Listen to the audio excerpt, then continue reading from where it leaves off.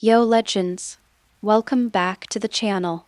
Grab your headphones and lock in, because today's story is on another level. Want the next chapter? Drop a comment below, and if the legend continues, I'm bringing it straight to you. Disclaimer: I do not claim ownership of this story. All rights belong to the original creators. Note: I'm constantly tweaking the settings to make it as immersive as possible. The timeline where Goku destroys Earth, Chapter 81, Bardock and -039's death. I will never allow you to hurt them, Bardock shouted, condensing a huge energy bomb in his hand. The energy contained in it caused Jinyu and his team's detectors to continuously sound alarms. This Saiyan can actually increase his own energy? Just came to Jinyu in disbelief. Captain, his combat power has exceeded 3. Impossible. How could a Saiyan have such high combat power? Even Jinyu was shocked, but the problem was that even his detector showed the same value. And 3 is not even the limit. Get out of my way. Bardock threw an energy bomb at the Jinyu force. Faced with this energy bomb that had accumulated an unknown amount of energy, the 5 members of the Jinyu force did not have the courage to resist it, and they all moved away. But they didn't know that Bardock had never intended to take out the 5 people with this attack. His goal was somewhere else. What? A deep blue shockwave flew off into the distance, and a medium-sized spaceship belonging to the Jinyu force was hit. There was a violent explosion on the spacecraft, and the gravitational wave generator used to control Jinai and the others was also affected. Suddenly, Jin and Raditz' spaceship broke free and began to accelerate again. Don't even think about running away.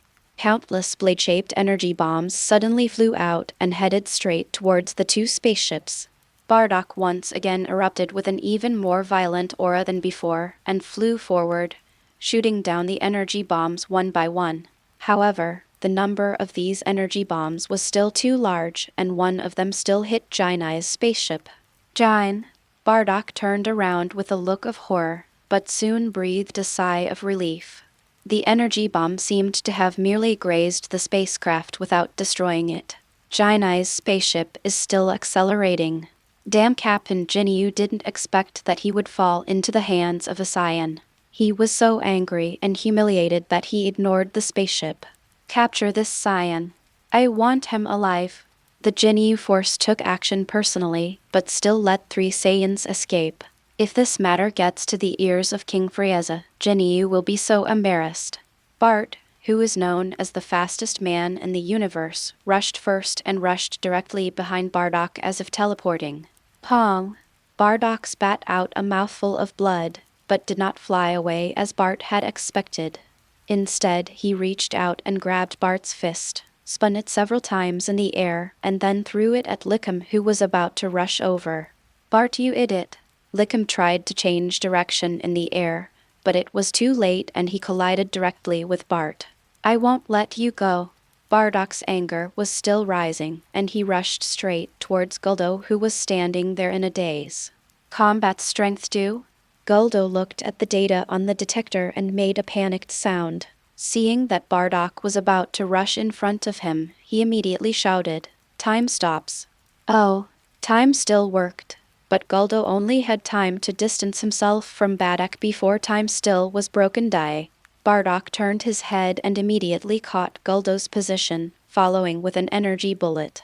Captain Jinyu! As Guldo exclaimed, Jinyu flashed in front of him and stretched out his hand to knock away the incoming energy bomb. Guldo! Freeze him! Yes! Guldo opened the 4 eyes on his head wide, and Bardock in the distance suddenly found that he could not catch him. Seeing this opportunity, Bart, Lickum, and Jis rushed forward and hugged Bardock. Father! In the distance, from the spacecraft that had already broken through the atmosphere, Laddie's unwilling shout was heard. The last scene they saw, including the young Kakarot, was Bardock being subdued by the Jinyu force. Time returns to the present. Kakarot clenched his fists. What he lost that day was not only his father, but also his mother Jin. Although he brought him and Raditz to Cyril Planet alive, Jin was fatally injured that day. Jinyu's attack on the ship was not ineffective. The attack directly caused the spacecraft's hibernation system to malfunction. Because spherical spacecraft lack sufficient energy to provide an energy field, the crew members need to enter a sleep state during flight to avoid dangerous cosmic radiation. The attack left the spacecraft with only enough energy to put one person to sleep, and Jin naturally left this opportunity to Kakarot. By the time they arrived at Cyril, Jin had already contracted severe radiation sickness. Even the healing ability of the Nankian Monet is useless. In the end, Jin only lasted 3 years on Cyril before she died of illness. Because Bardock had saved her life many years ago, Monet volunteered to take care of the two of them, and has been doing so until today. I think Kakarot was about to say something when a sound of breaking air was heard in the sky. A small spaceship passed through the atmosphere and was preparing to land on Cyril. That guy is back. Raditz sneered, then looked at Kakarot. By the way, what did you want to say just now? Forget it, let's wait for him to come. Not long after, the person Kakarot mentioned arrived here, also with a bouquet of flowers in his hand. Yo, Granola. The person who came was Granola, the last Cyril in the world. He is now a bounty hunter like Kakarot and the others. Long ago, he even formed a 3-person team with Raditz and the others. It's a pity that there was a small conflict between the 3 of them, which led to the 2 sides parting ways. After presenting a bouquet of flowers to her mother, Granola turned around and looked at the 2 of them. Granola, how have you been? Is it hard being a bounty hunter all by yourself? If you want, I can let you rejoin us. Raditz crossed his arms and said something insincere. In fact, he really wanted Granola to rejoin their team. Because if he is there will be hope for those tasks that cannot be completed by him and Kakarot alone. Unfortunately, Granola apparently had little interest in the proposal. He tapped his scope and said, I have Otmar by my side, and I'm doing well. As for you guys, I heard from Alec that he originally wanted you to deal with the Darl's pirates. Did you refuse? We are just tired and need to rest for a while. When we feel ready, won't the Darl's pirates be easily defeated? Raditz said stubbornly. Granola chuckled, then your wish will not come true. The Darl's pirates have been wiped out. Chapter 82 Arrival at Yadrat. Impossible. That's the Darl's pirates. Raditz's eyes widened and he rushed forward. Could it be that Frieza himself took action? Granola shook his head. It wasn't Frieza. I heard it was done by a galactic patrolman named Jack. Galactic Patrol. It seems this guy named Jack is no ordinary guy.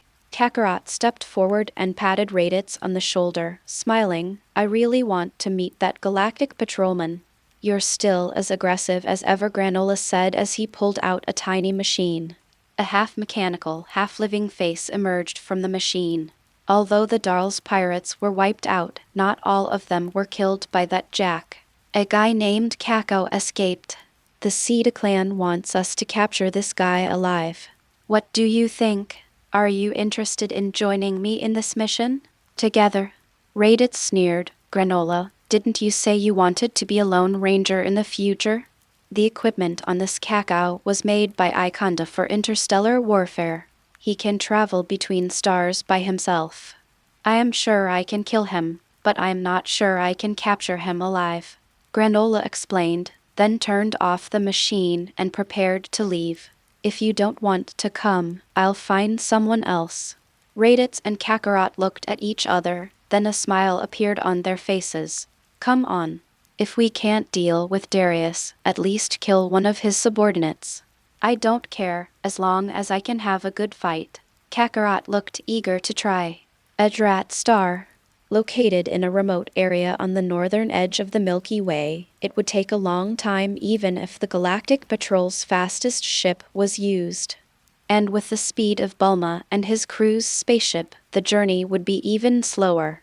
3 months have passed since leaving Ikonda.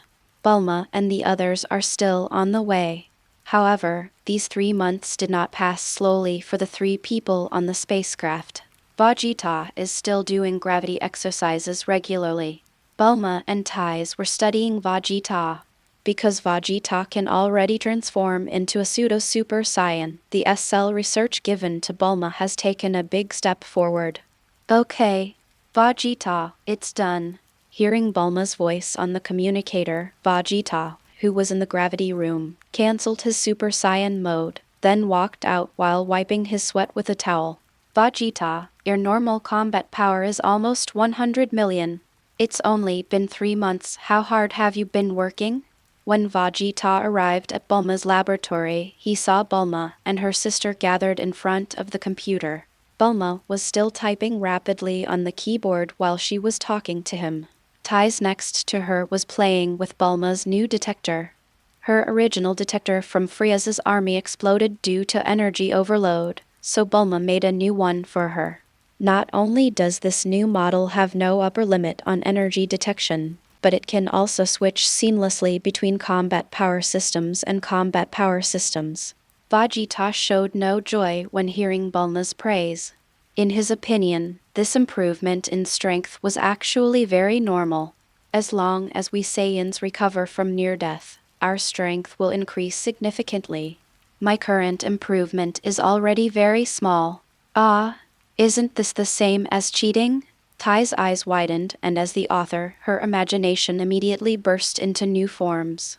Vegeta, don't you have senzu beans? Since you have such a convenient ability, why don't you use it to improve your strength?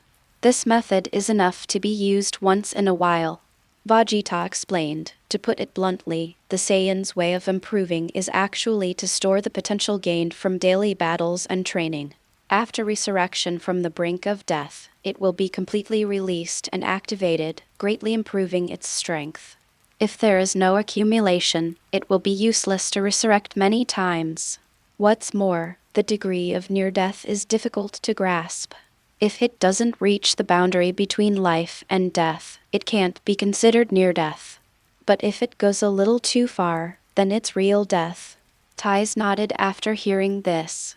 In this sense, this feature is not very useful because if you are injured without the intention of dying, it can hardly be called near death, and since you are already near death, then you will really die if you are not careful.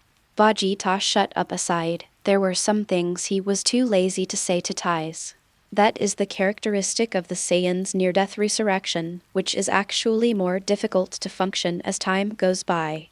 Because the stronger the strength, the closer the distance between the near-death line and the death line. In the original world, he and Sun Wukong and others basically could not use this characteristic to enhance their strength. Only a monster like Cell, who has both Saiyan cells and Namekian cells, has succeeded once. But that time he was injured and only had a brain core left. How could a normal Saiyan reach such a near-death state? He looked at Bulma and asked, Bulma, why do you keep asking me to transform into a mimic Super Saiyan? Have you made any new progress in your research? Yes. Bulma stopped and said excitedly, I already know what's going on with your mimic Super Saiyan.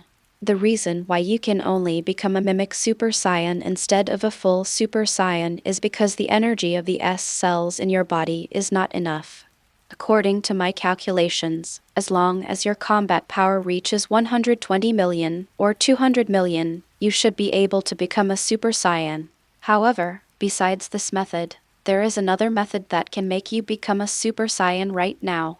What method? Vegeta asked with some interest. Increase the amount of S cells in your body. As long as the amount of S cells in your body exceeds 70%, even if your combat power is low, you can become a complete Super Saiyan. How about it? Vegeta, do you want another shot of my S cell growth agent? When he heard that he needed an injection, Vegeta immediately shook his head. Forget it then. Huh? Are Saiyans afraid of injections? Bulma looked at him with a wicked smile. Vegeta immediately turned his face away. How is it possible? You vulgar woman, don't underestimate me. I just want to rely on my own strength. At this point, Vegeta finally understood why Trunks and Goten in his original world were able to master the Super Saiyan transformation at such a young age. It should be related to the concentration of S cells in their bodies. While Vegeta and Bulma were arguing, Tais was looking at them with an anti-smile on her face. Alas, these two people are really a perfect match, but it's a pity beep. Warning! Our ship is about to reach the target. Please prepare to land.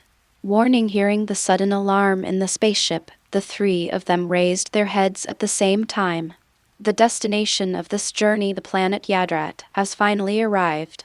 The current character's combat power. The value in brackets is the combat power. The ratio of combat power to combat power is made up by the author. It is just used to illustrate that some people's combat power is relatively weak. Please don't take it seriously. Vegeta Normal, 92-210 million. Chapter 83, Yadrat. Yadrat Star. Although not conspicuous in the vast universe, the residents of Yadrat possess mysterious skills and powerful strength comparable to those of the Nankians. On this day, a beam of light silently broke through the tranquility of the interstellar space and headed straight for this planet. A high-speed flying spacecraft penetrated the atmosphere, and the friction with the air produced a harsh whistling sound.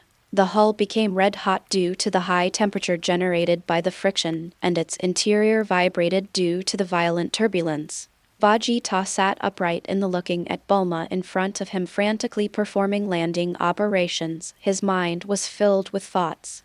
In his previous life, after Vegeta knew that Son Goku went to Yadrat for training and learned the magical power of instant movement, he never thought of going to this planet. In his view, teleportation is just a flashy gimmick. But now, in order to defeat Kakarot, he had to master teleportation. Only teleportation can restrain teleportation. Without mastering instant teleportation, the Sun Wukong in that world would be invincible. In the original world, when Vegeta put aside his dignity and joined forces with Piccolo and others to challenge Son Goku, although he was seriously injured at one point, Sun Wukong escaped by using instant teleportation. When he recovered his strength and attacked again, the remaining Z fighters were defeated one by one. Even Vegeta himself was able to escape thanks to the protection of Majin Buu, becoming the only survivor of that battle. I won't be so embarrassed again. I will definitely beat you next time, Kakarot. Boom! With a series of preparations completed, the spacecraft landed on the ground with a loud bang. Vegeta, I landed the spaceship in a city. The spaceship outside should be the spaceport of the Yadrat people. Bulma looked back. Ah! Vegeta stood up and strode towards the hatch. Squeak! The hatch slowly opened, revealing a city filled with tall buildings outside the spacecraft. Vegeta walked out of the spaceship and was immediately stunned. At this moment, many people have gathered outside the spacecraft. A group of Yadrat people with pink skin and wearing Yadrat costumes surrounded the spacecraft. There were tens of thousands of them, almost blocking the area. Each of them stared at Vegeta, with a look of half confusion and half vigilance. And on the buildings farther away, you can see even more Yadrat people. Wow! Are there so many Yadrat people? Bulma and Tais also left the spaceship, and when they saw the scene outside, they froze in their tracks. Look! What are those two creatures? They look so weird. Their features are even more complicated than the one with the spiky hair. It's so ugly. What kind of creature is this? When Bulma and Tais appeared, the Yadrat people seemed to have seen something strange and began to talk about it. Hearing their discussions, veins popped out on Bulma's forehead and she couldn't help but yell. What do you mean, ugly? We are obviously beauties.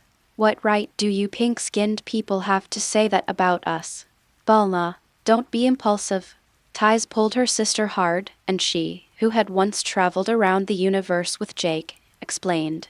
Their aesthetics are just different from ours. They don't mean any harm. Although Tais tried her best to pull her sister, Bulma's ferocious look seemed to have frightened many Yadrat people.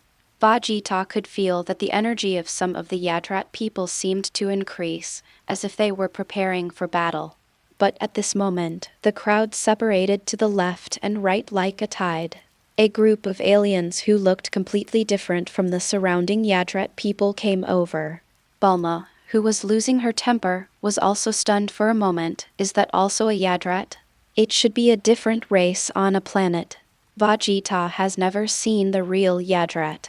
In his fused memories, whether due to memory loss or some other reason, he seems to have no memory of Yadrat. So for a moment, he didn't know who was the Yadrat who taught the art of teleportation. However, this newly emerged group of Yadrat people who look like green onions seem to be the superiors on the planet. The Yadrat people around them all showed respect to them and spontaneously stepped aside. The onion-headed leader greeted them. "Hi. Welcome, guests from afar. May I ask what can I do for you?" The scene suddenly became quiet. Bulma looked at Vegeta, who was standing aside with his arms folded, and said in a low voice, "Vegeta, why don't you say anything?" Vegeta turned his head away. "I'm not good at dealing with aliens, Bulma. Please help me." Bulma shrugged helplessly, turned around and smiled at the newcomer. "Hello. This is the Saiyan Vegeta. He heard that there are magical secrets on the planet Yadrat, and he came from afar just to learn these secrets from you." "Ah, you are Saiyans? But don't Saiyans have tails?" Onion Head seemed startled and looked behind Bulma's butt. "We are from Earth, and Vegeta is the only Saiyan." As she spoke, Bulma pointed at Vegeta's tail coiled around his waist. Onion Head narrowed his eyes and said in a vigilant tone, "I heard that the Saiyans are an evil race. Because they are too evil, their planet Vegeta was punished by the gods and destroyed by meteorites." Vegeta, who was originally looking into the distance, turned his head and said, "It was Frieza who destroyed planet Vegeta. Not some meteorite." Bulma also smiled and said, "Vegeta is not an evil Saiyan, he is a good man, and he saved our Earth though, right? He also helped the Galactic Patrol to destroy the Darius pirates. This is the proof given to us by the Galactic Patrol." Bulma took out a badge and handed it to the other party. Onion Head checked it out and said, "This is indeed the badge of the Galactic Patrol. It seems that what you said is true. We Yadrat are a peace-loving race. Since you have no ill intentions, please follow me." So, surrounded by a group of onion-headed creatures, Vegeta and the other two were able to leave the airport and head towards somewhere in the city. On the way, the three of them were almost half-pushed and half-shoved by the group of onion heads. Tacy said with some difficulty, Actually, you don't need so many people to accompany us, right?" "So many people? Oh, sorry. Actually, I'm the only one accompanying you." Ugh.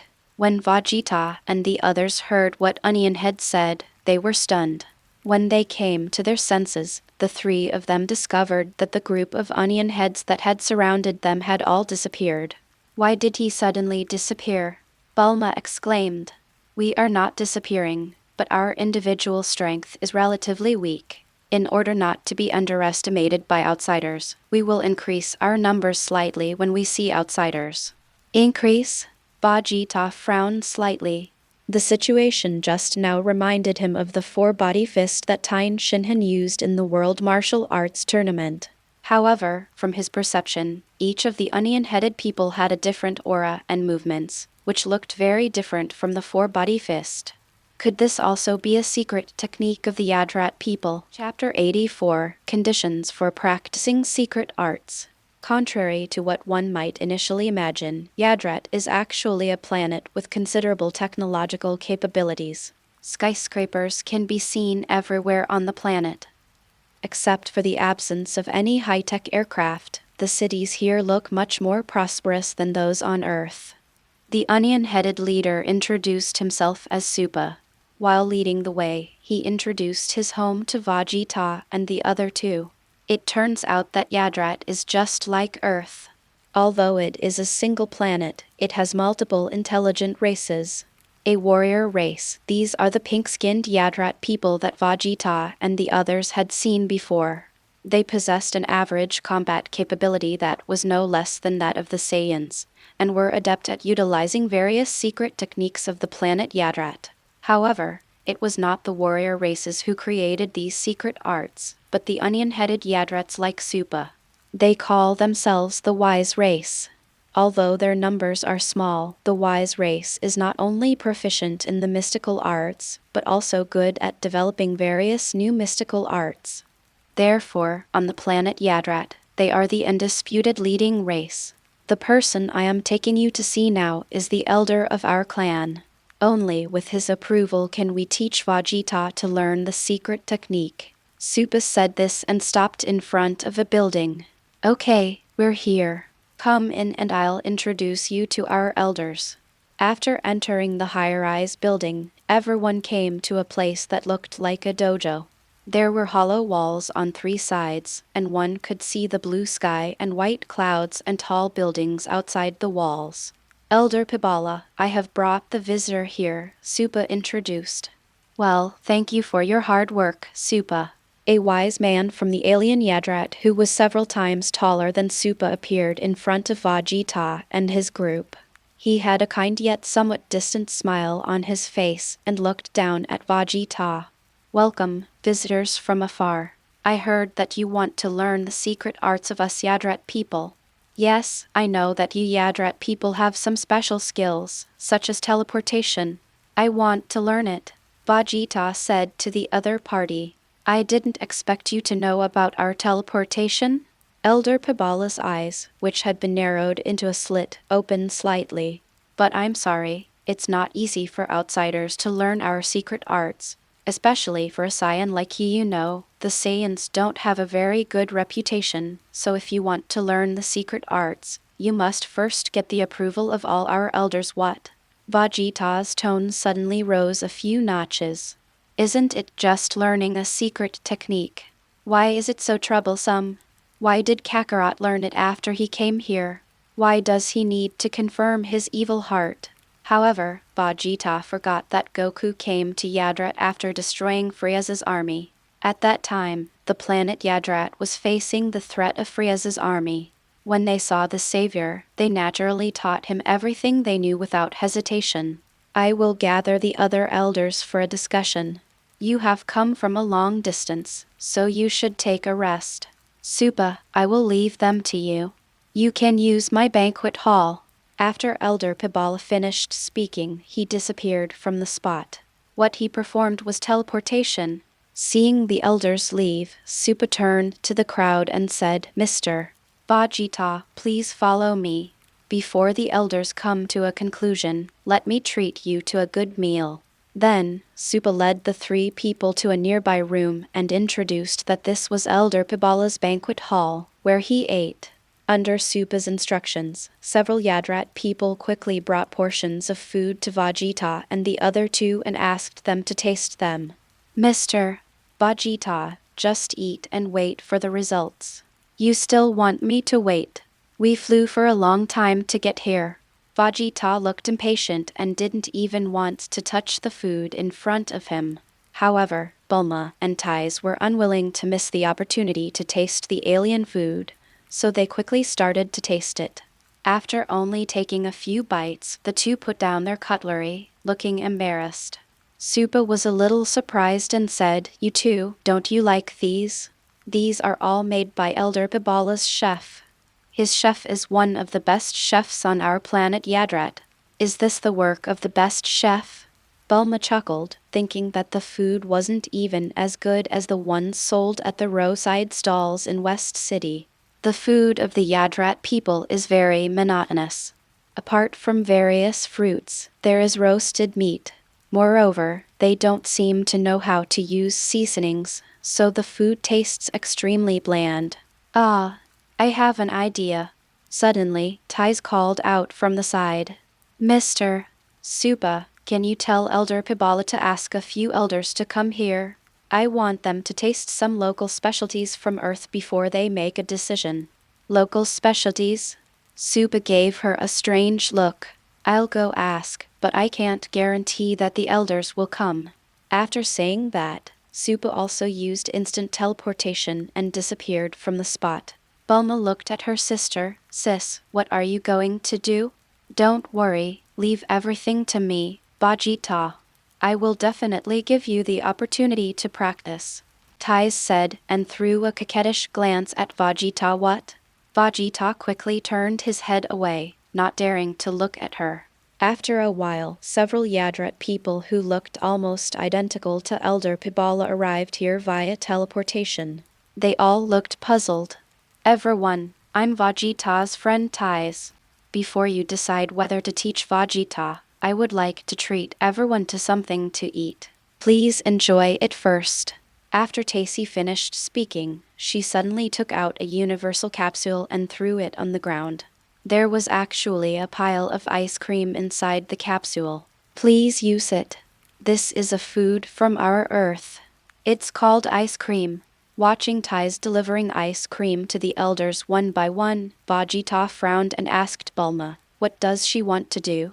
Bulma looked as if she had suddenly realized something. "Don't worry about it. Just watch from the side."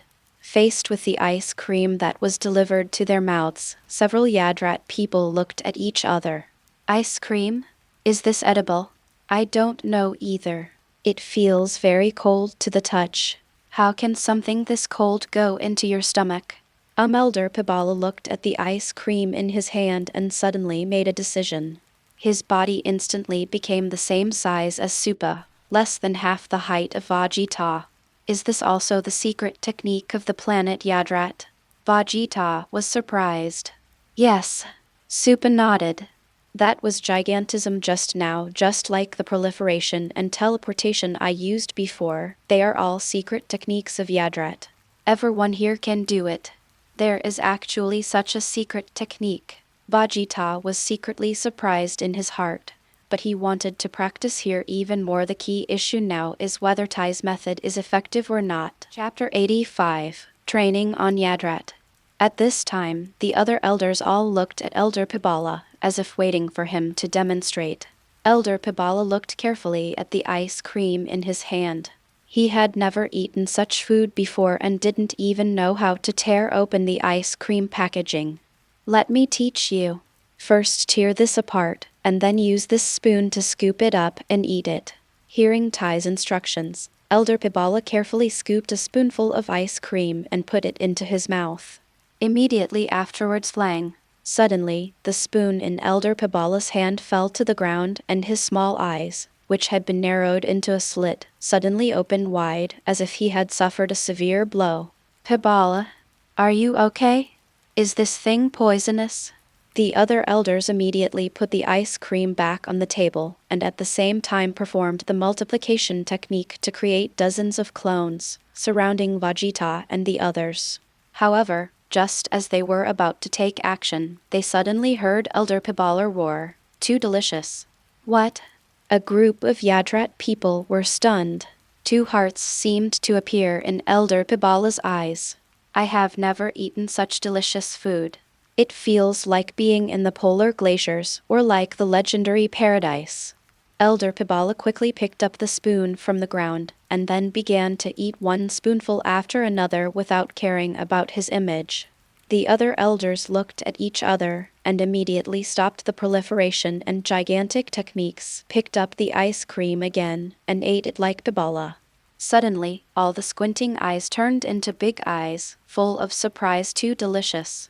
Several elders quickly devoured the ice cream in front of them, then looked at each other and started to fight for the remaining ones on the table. Is it really that delicious?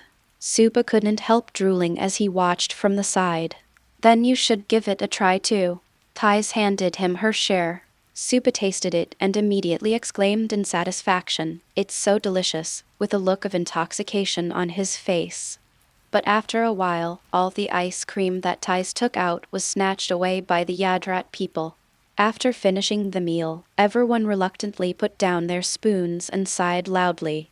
That expression was as if he regretted never having eaten ice cream in the first half of his life. Seeing that the time had come, Tais snapped her fingers, attracting the attention of all the elders. Everyone, how about the ice cream just now? This ice cream is actually just a small dessert on our Earth.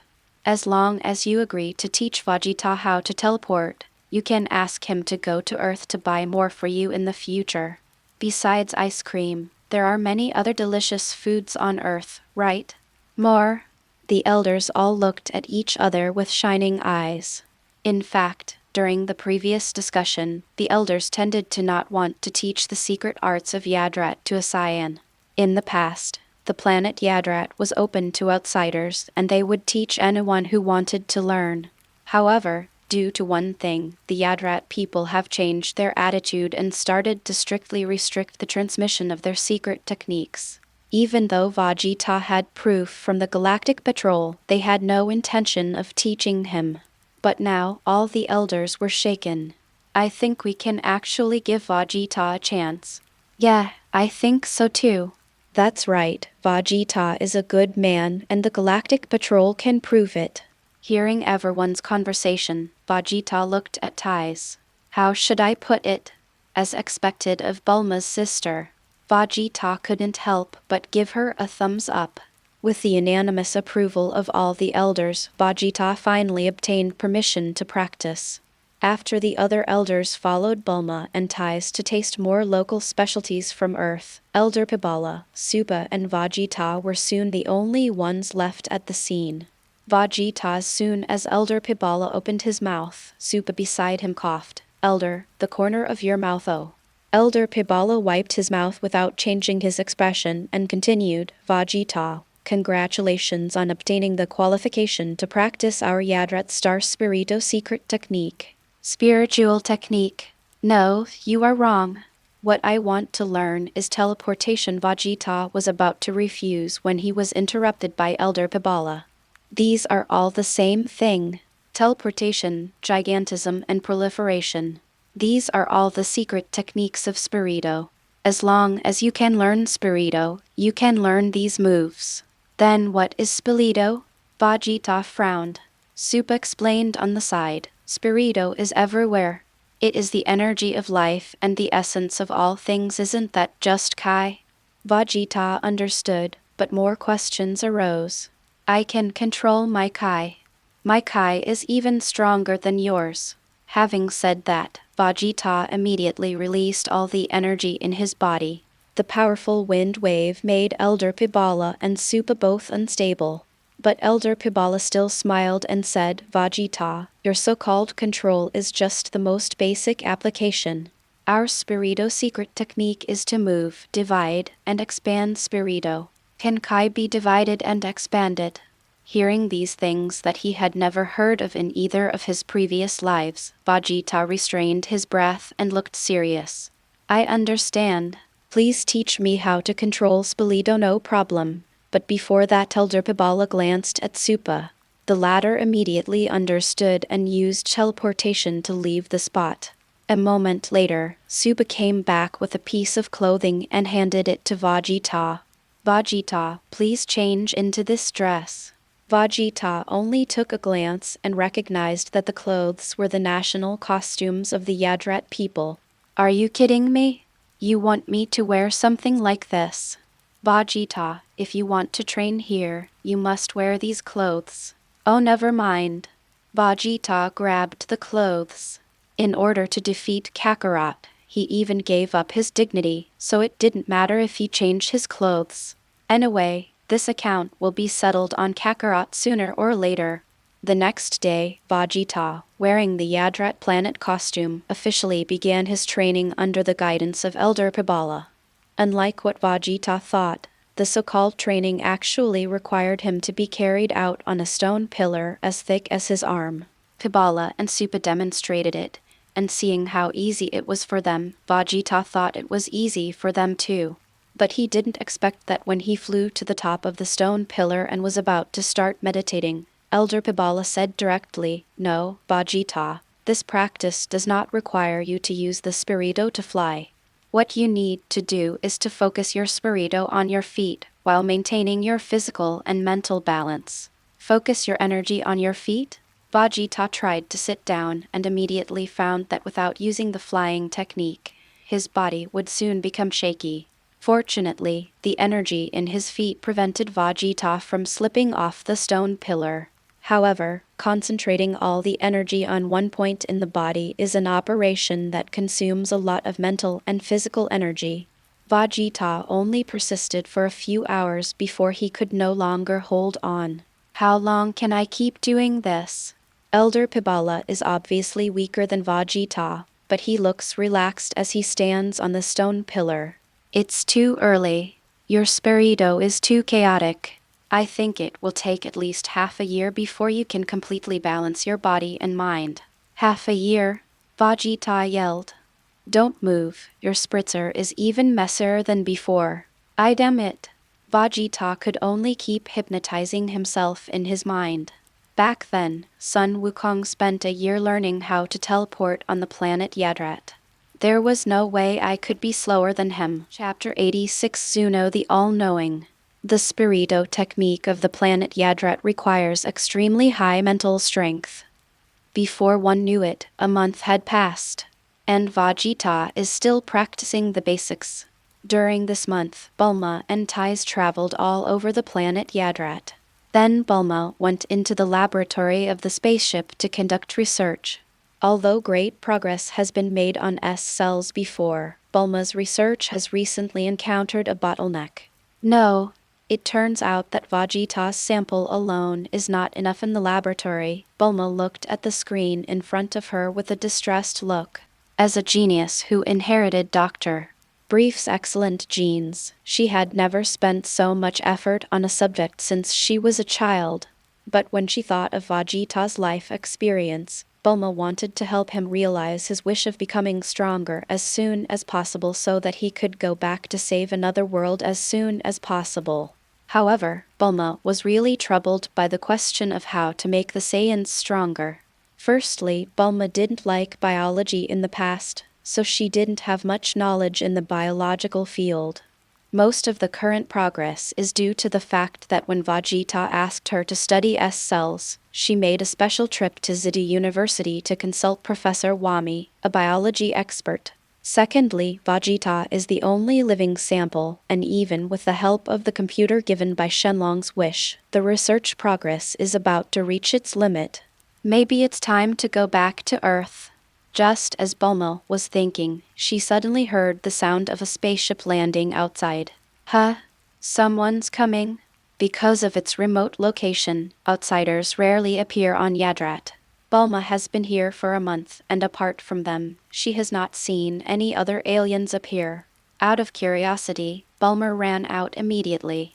Then she saw a familiar-looking spaceship appear above her head, completing the final steps of landing. Isn't that Jake? When Bulma looked down, she saw her sister Tais already running towards the spaceship. When Bulma arrived at the scene, Jack had already left the spaceship and was talking to Tais. Gak. Hey. Miss Bulma, long time no see. Bulma walked over and asked curiously, why are you here? Jake pointed at Tais helplessly. She asked me to come, elder sister. Bulma looked at Tais with a puzzled look on her face. The latter put his palms together in embarrassment and said with an awkward smile, Bulma, I asked Jack to come because I plan to leave here with him. You are leaving? Yeah, it's so boring here. I'm not like you. I don't have something to do every day, so I want Jack to take me back to Earth. Then why did you? Bulma wanted to ask her sister why they didn't use their own spaceship, but immediately remembered that her research equipment was all on the spaceship. If Tais wants to go back, then I'm afraid I'll have to leave Yadrat as well. If it were my old self, I probably wouldn't agree because I didn't want to delay the research progress. But now okay, I'll go back with you guys. Ugh. Tais was stunned for a moment. Jack was dissatisfied. Tais, didn't you say Bulma won't go back? Then I came here for nothing? I am an ace elite now, so I am super busy. Tais ignored him and continued to ask her sister, aren't you here with Vegeta? He's like that, he can't say a word all day. It doesn't matter if I'm here or on Earth. Don't you still want to do research? I'm going back for my own research. I've hit a bottleneck in my current research, and I want to ask Shenlong something. Hey, do you need to ask about the dragon? That seems to be a difficult question, right? That Jake suddenly raised his hand, interrupting the two of them. What are you talking about? Can you explain it to me? After all, Jack Bai had to make the trip, so Tacy had to explain to him the conversation just now. Jack held his chin with one hand. So there is a dragon on Earth that can grant any wish.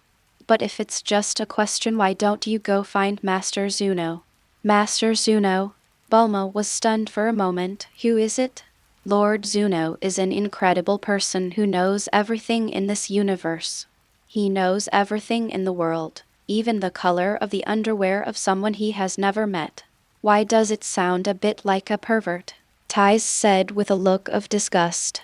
Bulma was very interested. Can this Master Zuno you mentioned really answer my questions? Of course. I think that in terms of answering questions alone, Master Zuno should be more powerful than your dragon. Then take me there right now. Bulma ordered immediately. Okay, since you helped me before, if you want to get there, use my spaceship. Your spaceship is too slow. It will take at least a month to get there. Jark pointed proudly at his ship. Mine is different. This is a super elite spaceship equipped for me by the Galactic Patrol. It only takes 2 days to fly there. Before Jack could finish his words, he saw Bulma suddenly run away again. Hey, aren't you going? I'm going to say goodbye to Vegeta. 2 days later. At the deepest part of the galaxy, a spaceship is traveling quickly. Jack, didn't you say it would only take 2 days to get there? How long do we have to fly? It's almost there. We'll be there in 2 hours, Jack said as he drove the spaceship. What? 2 hours? Your spaceship is too slow. After hearing Tais's words, Jack said unhappily, Please. I have told you many times that this spaceship belongs to the King of the Galaxy because it's a reward for you for being the ace patrolman, right? Please, you've told me this so many times, I can recite it by heart. After Tais finished speaking, she looked at Bulma.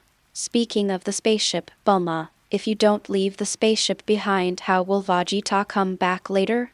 He said that with teleportation, there's no need for a spaceship. Teleportation, is it really that magical? It sounds like a very cool skill. I've decided to make this skill the signature skill of the protagonist of my new book. Jack, who was driving the boat in front, turned around and asked, New book? Tacy, aren't you writing Galactic Patrolman Jack? That book was finished a long time ago. Thanks to you, it was a huge flop. How is that possible? Stories based on me should be very popular. Then what will your new book be about? Tais smiled slightly. I have thought about it. My new book is called My Saiyan King Boyfriend. Bulma frowned. Sis, the protagonist of your new book won't be Vegeta, right? Oh, don't worry. I won't take advantage of your boyfriend. My protagonist is a Saiyan who was reincarnated from another world, Earth, to planet Vegeta. Vegeta is not my boyfriend. As the two sisters were talking, Zuno's planet finally arrived. Chapter 87: The Secret of the Legendary Super Saiyan. As the residence of Zuno, who has magical powers. Zuno is also a magical place. Because this planet doesn't look big, but its appearance looks like a planet wrapped in a huge wooden box. Out of curiosity, the three of them came to a house on the planet that resembled ancient Oriental architecture. They were lucky. There was not a single customer in Zuno today. The warriors guarding Zuno took them directly to see Zuno. Zuno looks like a samurai, but has an unusually huge body and head. Such a huge creature actually sits on a bowl-shaped aircraft. It looks extremely funny, so much so that Bulma and Tais almost laughed out loud when they saw it. Be serious. This is Lord Zuno, Jack reminded quickly. Zuno didn't seem to hear what they said. His eyes fell on Tais first, and then glanced at Bulma and Jack. A servant at the side asked, What's the matter? Well, we are here to ask questions, Jack replied. Then please offer a sacrifice. Sacrifice? Bulma and Tais were startled. It's just a kiss. Kiss? That's too much trouble. Let me show you how to do it. As he said this, Jack was about to go over. But Tais stopped him and said, No need. Let me try. Seeing Tacy walking towards him, Zuno suddenly raised his hand and said, No need. If it were you, I could be especially gracious and give you 3 questions for free. What? The 3 of them were stunned. Bulma whispered, "Gak, is this still possible? I've never heard of it before." Jack looked puzzled. Tacy stood still and turned around to ask Bulma, "Why don't you just ask?" Well, Bulma thought for a moment and said, "I've been studying a Saiyan hair sample recently. There is a special cell in it that is similar to an S cell. Please tell me everything about this cell." At this point, Bulma suddenly paused and looked at Zuno. "By the way, I named the S cell myself. Do you know what I mean?" An attendant immediately said, "Don't doubt Master Zuno. Master Zuno knows everything." Zuno didn't react much, he just closed his eyes and then began to chant, "The special cells you mentioned are mutated S cells. These are special cells that only exist in the direct descendants of the evil Saiyans back then. You can call them Super S cells. When the concentration of Super S cells exceeds that of S cells, Saiyans can transform into the legendary Super Saiyans who have some of the power of the ancient evil Saiyans. In Saiyan legend, the legendary Super Saiyan is a completely different transformation from the ordinary Super Saiyan. Long ago, when the Saiyans still lived on a planet called Sarada, a civil war broke out. One of the parties in the civil war was a force led by an ancient Saiyan named Yamoshi. Yamoshi is a kind and righteous Saiyan, and his opponent is the evil Saiyan Kamba who ruled the Saiyan kingdom at that time. At that time, Yamoshi mastered the Super Saiyan transformation and became the first Super Saiyan among the Saiyans. But the Saiyans who inherited Kamba's bloodline soon mastered the Super Saiyan transformation and became the legendary Super Saiyan. As a result of the civil war, Yamoshi and his companions died of exhaustion when besieged by a large army of legendary Super Saiyans, and the Saiyans who inherited the bloodline of Kamba won the final victory. After generations, the Saiyans who inherited the bloodline of Kamba became the royal family among the Saiyans. But Kamba's power also continues in the blood of other Saiyans. Every 1,000 years, a blood mutation will occur, and they will become Saiyans who master Super S cells that are more concentrated than those of the royal family. When Zuno closed his mouth, the attendant beside him immediately said, "Okay, the first question is over." Bulma opened her eyes wide. She didn't expect that although Zuno looked unremarkable, he actually knew a lot of things. In this case, second question, I want to know how to make S cells mutate into Super S cells. The first method, the second method completely different from before. This time, what Zuno talked about was actually advanced bioengineering technology. Ties and Jack beside him were completely confused, and even Bulma had only a vague understanding of it. She could only force herself to write down what Zuno said and do some research after returning. Okay, the second question is over, and you have one last question left. Bulma was very excited. Zuno's answer just now made her feel like she had suddenly realized something. She felt that when she returned, there would be a huge breakthrough in the related research. As for the last question, Vegeta's image suddenly appeared in Bulma's mind. "Lord Zuno, I want to ask, how do you get someone from a parallel universe back to your own universe?" Zuno's lifeless eyes suddenly widened. He looked at Bulma deeply and said, "Time travel is a serious crime. If the gods find out, you will be severely punished. Don't worry about it. Do you know the answer?" Zuno hesitated for a moment, then closed his eyes. "First, borrowing the time and space ring of King Kai can travel through time and space. But the space-time ring can only travel to the space-time corresponding to the ring. If the space-time where the person you are talking about is located does not have a corresponding space-time ring, then you cannot use the space-time ring to travel there. Second, ask the Time King God for help. The Time King God, who controls the power of time, has the ability to travel through all time and space. But as I said before, traveling through time and space is a serious crime, and the Time King God will not easily help anyone travel through time and space. So the only option you can use is the third one, building a time machine. In other universes, someone has built a machine that can travel through time and space. As long as you build a similar machine and then detect the time particles on that person's body and lock the corresponding time and space, you can send him back. Time machine. Bulma was shocked when she heard this and kept this matter firmly in mind. At this time, Bulma thought Zuno should have finished speaking, but unexpectedly he suddenly spoke. Fourth. Is there any other way?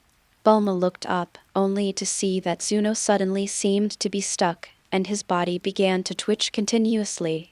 It was the first time that Zuno's guards saw Zuno like this, and they rushed up in panic. But at this time, Zuno raised his hand and waved. It's okay, I'm fine. After that, Zuno closed his mouth. Lord Zuno, what is the fourth method? Bulma asked. The fourth way? There is no fourth way. I was wrong just now. Zuno shook his head repeatedly. Bulma looked at him suspiciously, but didn't ask any further. Seeing that Bulma got the answer she wanted, Tais wanted to ask a few questions as well. Unfortunately, what she wanted to ask Zuno was questions about her future new book, and although Zuno knew everything, he could not predict the future. After knowing this, Tais lost interest immediately. Only after the three people left did the omniscient Zuno breathe a sigh of relief. His attendant looked curious. Lord Zuno, who is that blue-haired woman? Why did you give her 3 free chances to ask questions? The one with a background is not that woman, but that Jin. Forget it. This is not something you can find out. Zuno closed his eyes seriously, then said loudly, Next. Chapter 88. Vegeta is still alive? After leaving Zuno planet, Bulma and Tais returned to Earth on Jack's spaceship. However, what they don't know is that besides themselves, there are 2 uninvited guests who are about to come to the Earth. Time goes back to shortly before the 2 left the planet Yadrat. Caught. Everyone come over and help. This guy is so strong. Jis, stop looking at him. Hurry over there too. Planet Vegeta, in the stratosphere. Bardock tried his best to protect his wife and children, but was still suppressed by the 4 Ginyu Force members. Captain Ginyu sneered, looking at Bardock who was still struggling to death, and said, I never thought that this Saiyan's combat power could exceed 3. Is he a mutant? Ginyu! Bardock shouted, and a blue light appeared in his hand as if he wanted to release an energy bomb. But Lickum next to him immediately punched him in the stomach, interrupting Bardock's action. Are those 2 people on the spaceship your family? You are so powerful, maybe they are also mutants among the Saiyans? Ginyu put his hand on the communication button and sneered at Bardock. In that case, we must not let them escape. You don't have to struggle, because I will reunite your family in a moment. Clap.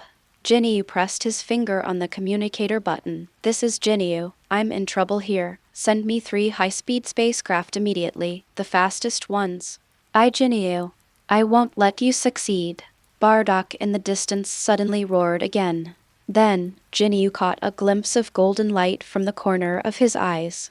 The next moment, his detector began to beep rapidly.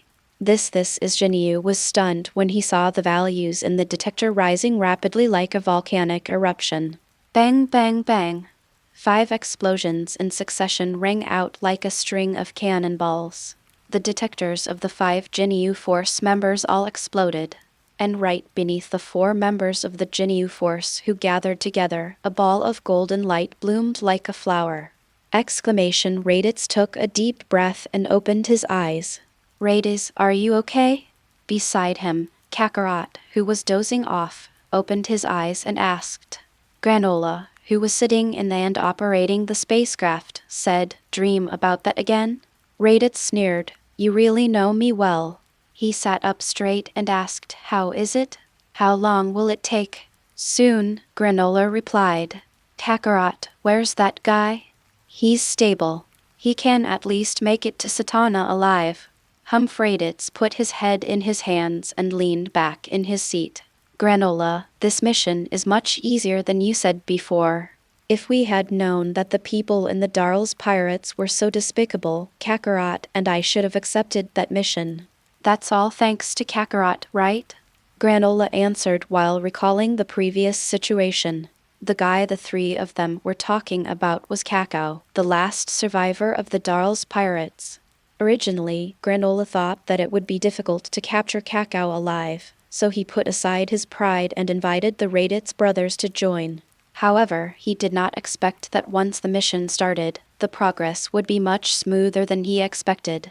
When Kakao saw Kakarot, he actually thought he was Darl's and was so scared that he kept begging for mercy. As a result, Raditz, who was standing next to him, easily captured him alive. As for Granola, the sniper, he didn't fire a single shot. Kakarot folded his arms, looking dissatisfied. I can't be happy when you say that. I thought we could have a good fight. Raditz laughed. Forget it. The original mission this time is to capture him alive. Even if he resists, you can't let go and fight him.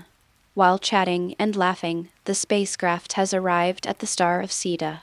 Seeing Raditz and the other two, Ilek immediately smiled and said, "Welcome, you did a great job. I heard that Kakao is a very difficult guy to deal with. I didn't expect that you actually captured him alive. Quick, let me see." Granola simply threw out the freezer containing Kakao.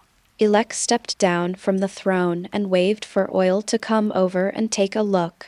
"Oil, come over here and check." The Talwar took the testing instrument and began to measure the freezer. After a few minutes, he nodded to Ilek. He is still alive and his memory storage device is intact. Ilek instructed with a slight smile. "Maggie, give them a reward." Machai on the side took out a large bag of empty gold rods and handed it to Granora. The latter took a look at the quantity, took out half and gave it to Raditz, then turned to ask Ilek. "The Darl's pirates are gone. Why do you want to capture Kakao alive? Are you also interested in the spirit tree fruit? But I heard that all the spirit tree fruits have been confiscated by the Galactic Patrol, and Kakao doesn't have any." Ilek smiled and waved his hand. "We, Sita, are not interested in that kind of God's fruit, nor do we need it. What we are interested in is intelligence. Don't you want to know how the Darl's pirates were destroyed?" Granola simply shook his head and walked away, not interested. But he only took a few steps before he noticed that Raditz and Kakarot didn't follow him. "Raditz, aren't you going to leave?" "I'm sorry, Granola, I'm busy. Then I'll wait for you on the spaceship." With that, Granola left. As soon as he left, Ilek immediately smiled and said, "What's wrong?" "Raditz, if possible, I would like to know how Darls died. You may not know that guy is actually my and Kakarot's cousin. Of course, after all, this is the person you captured." Ilek clapped his hands and ordered, "Start analyzing the data." Soon after, under the operation of a group of technicians, the memory-related equipment in the mechanical part of Kakao was disassembled and related intelligence images began to be projected on a large screen. Everyone, including Raditz and Kakarot, then witnessed the battle on planet Ikonda. When Vegeta killed everyone in the Darl's pirates with overwhelming superiority, the scene fell into silence. That guy, look at his tail, could he be a Saiyan? I never thought that the information from the Galactic Patrol was false. Was it a Saiyan who killed Darius? While Ilek was amazed, he suddenly noticed that Raditz next to him had a strange expression on his face. "Raditz, do you know this Saiyan?" Raditz's eyes were cold and he nodded. "Hey, Raditz, who is this guy? He looks very powerful. I want to compete with him," Kakarot said with an eager look on his face. "Fool!" Raditz suddenly started cursing. "Do you want to die by competing with him, Kakarot? That's Vegeta. Saiyan Prince Vegeta." Raditz showed a look of surprise and joy. "I never thought that he was still alive. And it has become stronger than before. If I can get Prince Vegeta's help, revenge for my father and revenge for planet Vegeta." In just a moment, Raditz made a decision. Chapter 89 Target, Earth. Kakao's record came to an end after he escaped from the planet Ikonda. Although there was no footage of Darl's final death in battle, based on the information obtained from the Galactic Patrol, everyone can roughly guess the subsequent plot. For a moment, the 4 members of the Zeta clan all looked solemn.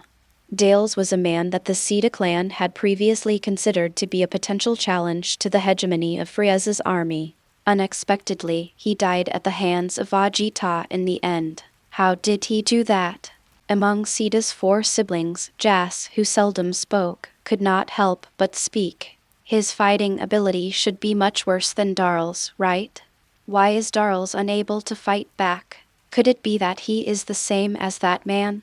Hearing what GSC said, the expressions of the other 3 people suddenly changed. That man? Who is he? Kakarot asked. Elec stared at him with a complicated expression, but soon he put on a smiling face. Nothing.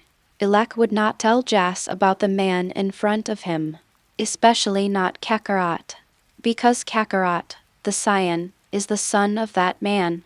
Back then, there was a great battle between Jas and Bardock on the planet Cyril, but the result was that Jas, whose fighting power was far superior to Bardock, was defeated miserably. This incident has become a nightmare in Jas' heart, and the 3 Elec siblings have never mentioned it in front of him since then. At this moment, Raditz suddenly pointed to a corner of the screen and said, "Hey, can you zoom in on this place?" Several technicians ignored him and looked at Elec. Elec glanced at the screen and nodded his head. The picture was quickly enlarged, and after being analyzed by the computer, a spaceship appeared in everyone's sight. And this spaceship was exactly the one that Kakao caught a glimpse of Bulma and the others when he was leaving planet Ikonda. In the picture, you can clearly see the Galactic Patrolman Jack and the Bulma sisters from the porthole of the spacecraft. Raditz narrowed his eyes slightly. This should be the Galactic Patrolman. Who are the 2 women next to him? After comparing the database, a technician said, "Computer analysis shows that they appear to be from Earth." Earth? Raditz suddenly exclaimed, "Isn't this the planet Kakarot was originally going to?" "Huh? Where am I going?" Kakarot was a little surprised. "If it weren't for me, Dad would have originally planned to send you to that planet. I heard that it was a remote, primitive planet with few resources and the combat effectiveness of the local natives was also very low." Wait, Raditz's eyes widened as he suddenly thought of something. Did Vegeta go to Earth after he left them? So after so long, they never heard any news about Vegeta. If it is like this, Elec, you should have the coordinates of the Earth, right? You want to go to Earth? Elec guessed Raditz's purpose. Of course we have the coordinates of the Earth, but this is also intelligence. If you want it, you naturally need to pay for it.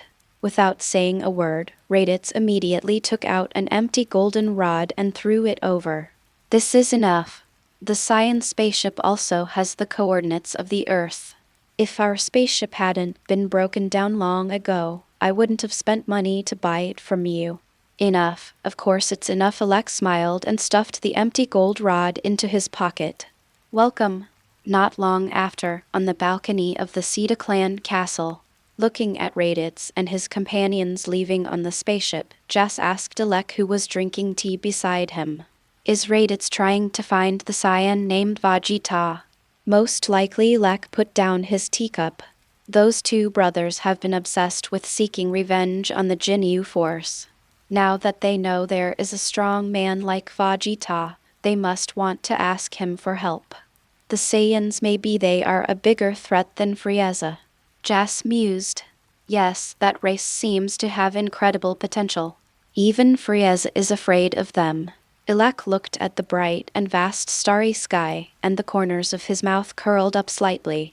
Although Frieza is our great enemy, we must also suppress the Saiyan's potential just in case. Press it down. Jas clenched his fists. Elec, I don't want you to do this. You're just a Saiyan.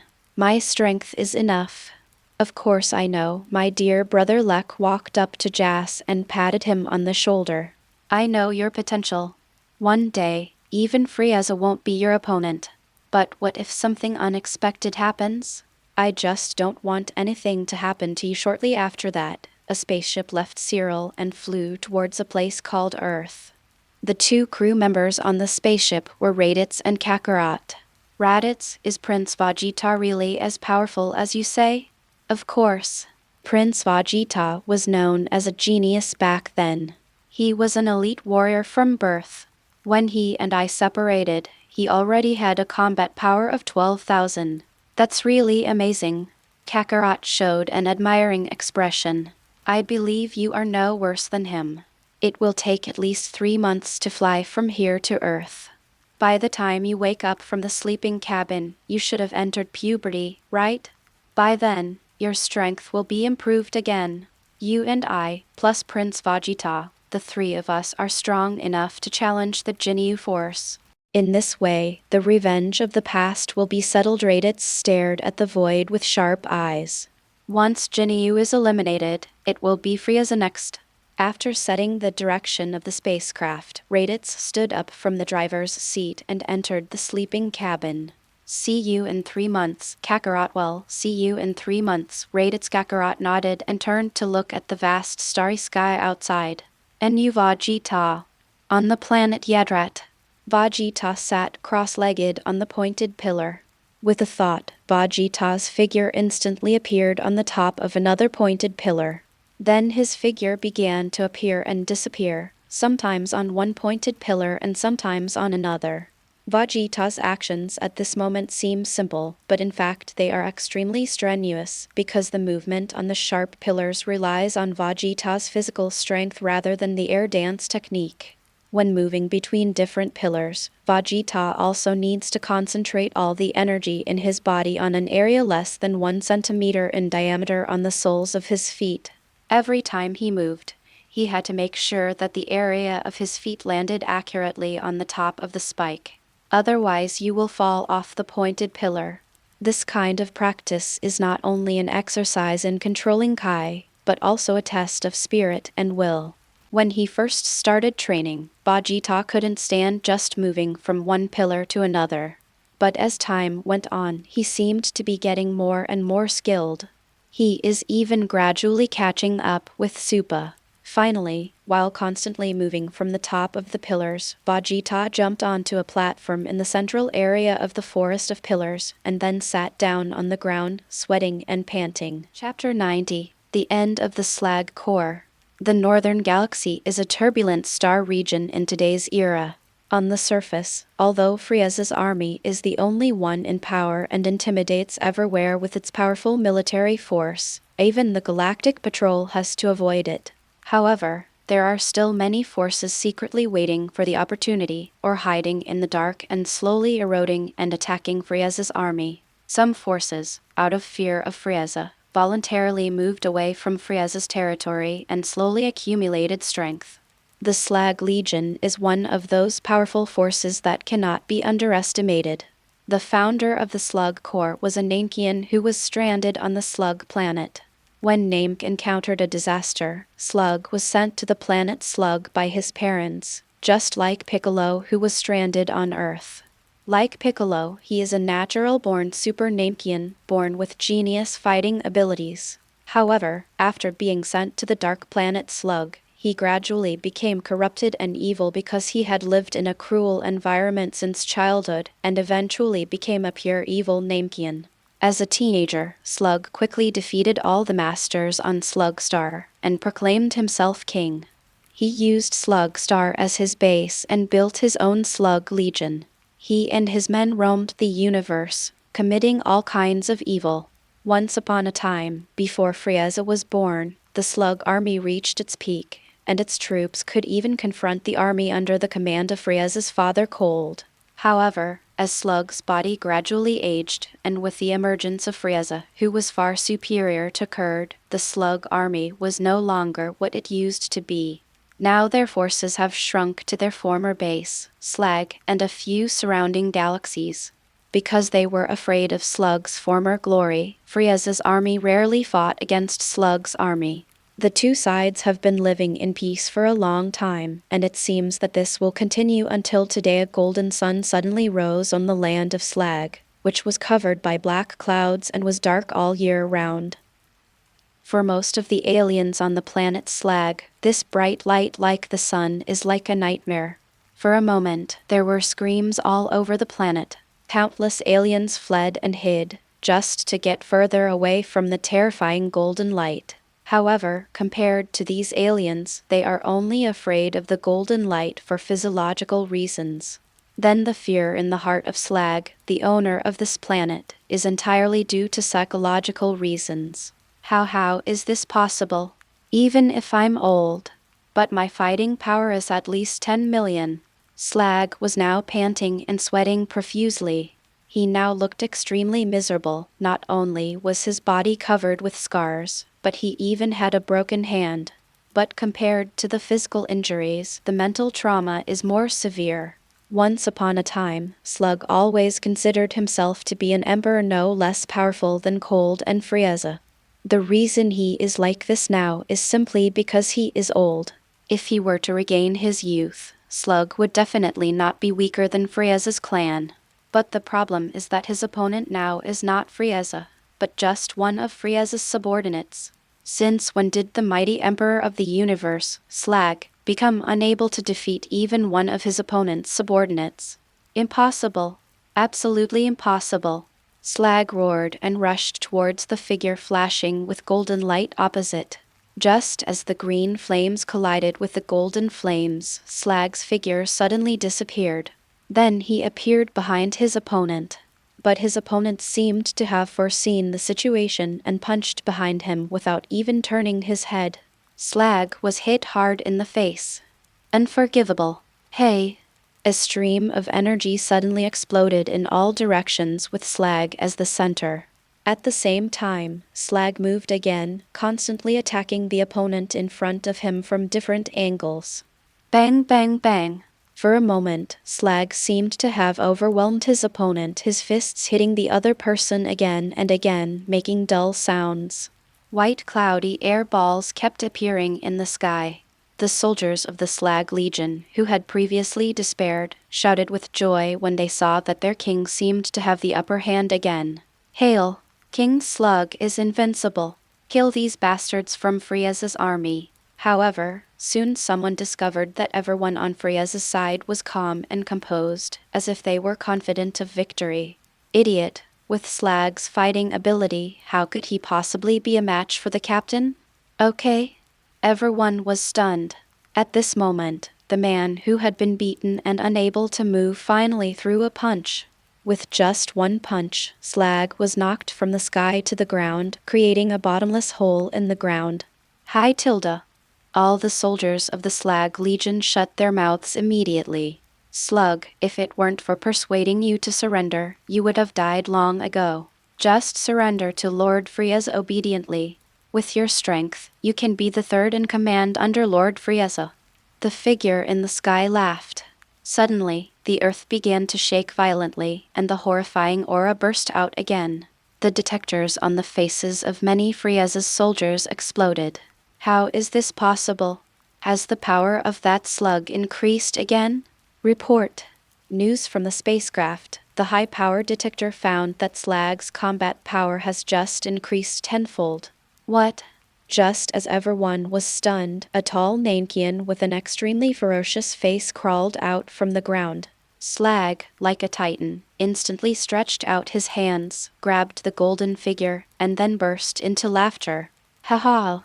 How is it? Do you feel the infinite power in my body? Now tell me, who wants to surrender? Slug roared and exerted force with both hands. The figure in his hands suddenly let out a scream. Team leader. In the sky, several members of the Jinyu force cried out in surprise and wanted to go forward to help, but were stopped by Jis. Don't even move. Jis, are you crazy? The captain is dying. Bart cursed. Jis sneered, who said the captain is no longer capable. Slag can transform, but the captain can also transform. What? But hasn't the current captain already transformed? That incomplete transformation is not the captain's true power at all. Before setting out this time, Kakarot had already cracked the captain's biggest secret. Jis suddenly opened his arms, like a wizard in an evil ritual to summon an evil god, and shouted to the figure in the distance, "Come on, Captain. Show us the true power of that body of yours." It was as if I heard Jis's call. A light brighter than before suddenly burst out from Slag's hands. How is it possible? Slag watched in horror as his hands were slowly pushed away by the person in his hands, and then a dazzling golden light filled his vision. Thank you, Slag. Thanks to your help, I finally have complete control over this body. Boom! A fist hit Slag hard in the face. Not long after, the Slug Legion announced that it would submit to the Frieza Legion from then on, and all the troops of the original Legion were incorporated into Frieza's command. The current character's combat power. The value in brackets is the combat power. The ratio of combat power to combat power is made up by the author. It is just used to illustrate that some people's combat power is relatively weak. Please don't take it seriously. Slug. 800 million 1000 million Jinyu. 50. Chapter 91. Peaceful Galaxy. This is the headquarters of Frieza's army. When the news of Slug's army's surrender spread throughout the universe, this was naturally the first place to know the news. However, unlike many expectations, Frieza, who had just heard this report, had a blank expression on his face while sitting in his favorite kettle-shaped floating airship. I see Captain Jinyu has done a really good job. Even Slug, who used to give my father a headache, has surrendered. Yes. Congratulations, Your Majesty. The soldier who came to report immediately complimented. Captain Jinyu reported that he has now completely mastered that body and has exerted his full potential.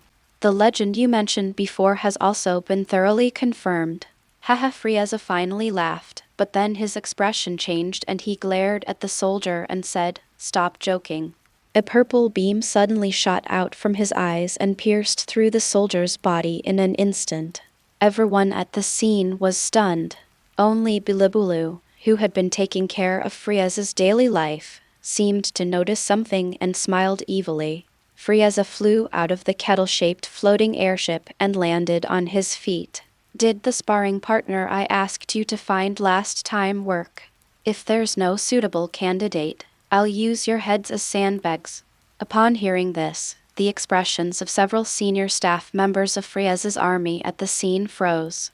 Not long ago, these staff officers received direct orders from Frieza, asking them to select outstanding warriors from all over the universe and bring them to the headquarters. However, this selection was not to form a new special team, but to find someone for Frieza to practice with. How powerful a warrior would have to be able to serve as a sparring partner for Frieza. Therefore, after so many days, these staff officers still haven't come up with a suitable candidate.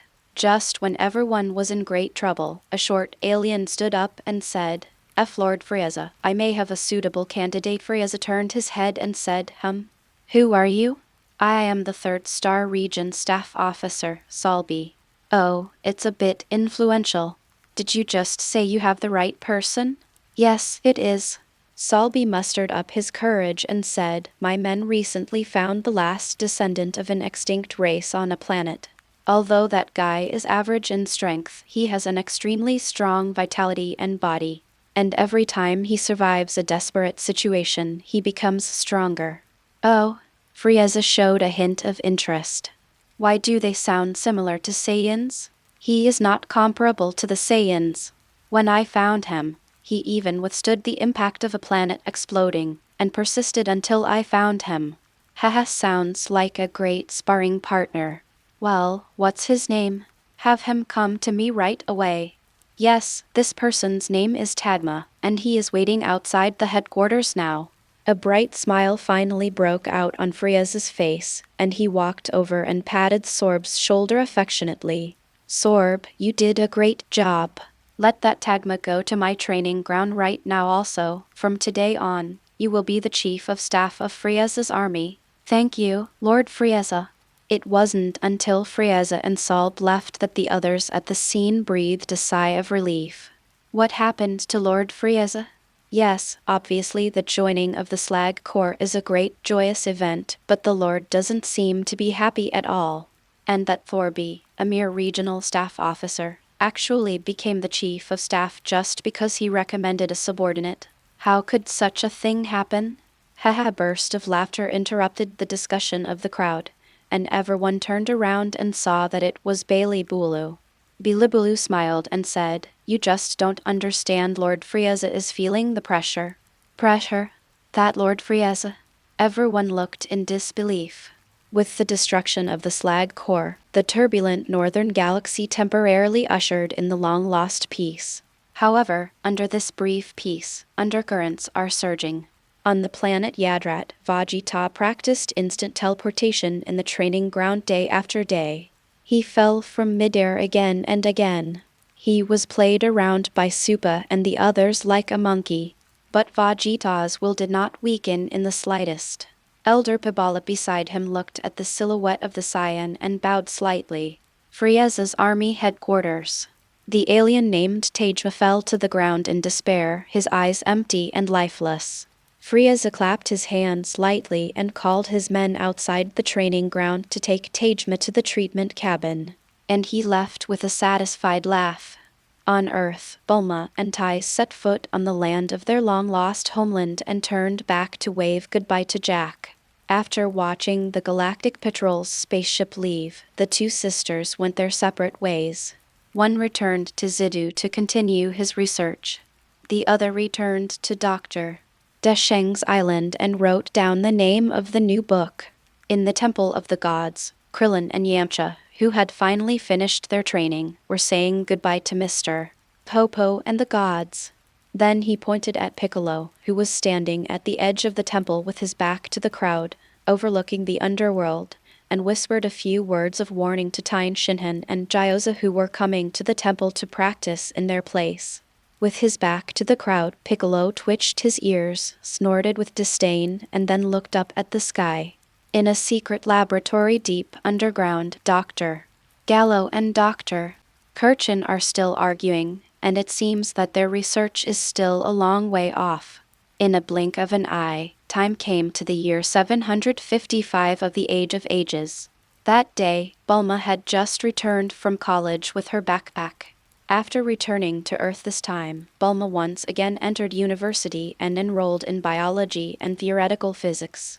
Although they don't know why her daughter would return to school given her abilities, Dr. and Mrs. Brief still support their daughter as always. Bulma, who had just returned from school, was thinking about the discussion she had with Mr. Wormy in class today when she heard her mother's voice. "Bulma, you're back? You have a guest who has been waiting for you for a long time." Guest. Bulma came back to her senses and looked up to see her mother looking at her with a smile. "Yes, it seems to come from the universe." "Universe? Could it be that Vegeta is back?" Bulma smiled unconsciously and started running quickly. But when she saw this so-called guest, Bulma's smile disappeared. "Why you?" "Yo, Bulma." While eating the snacks prepared by Mrs. Brief, Jack greeted Bulma. Chapter 92 Gak's Warning. "Yo, your head."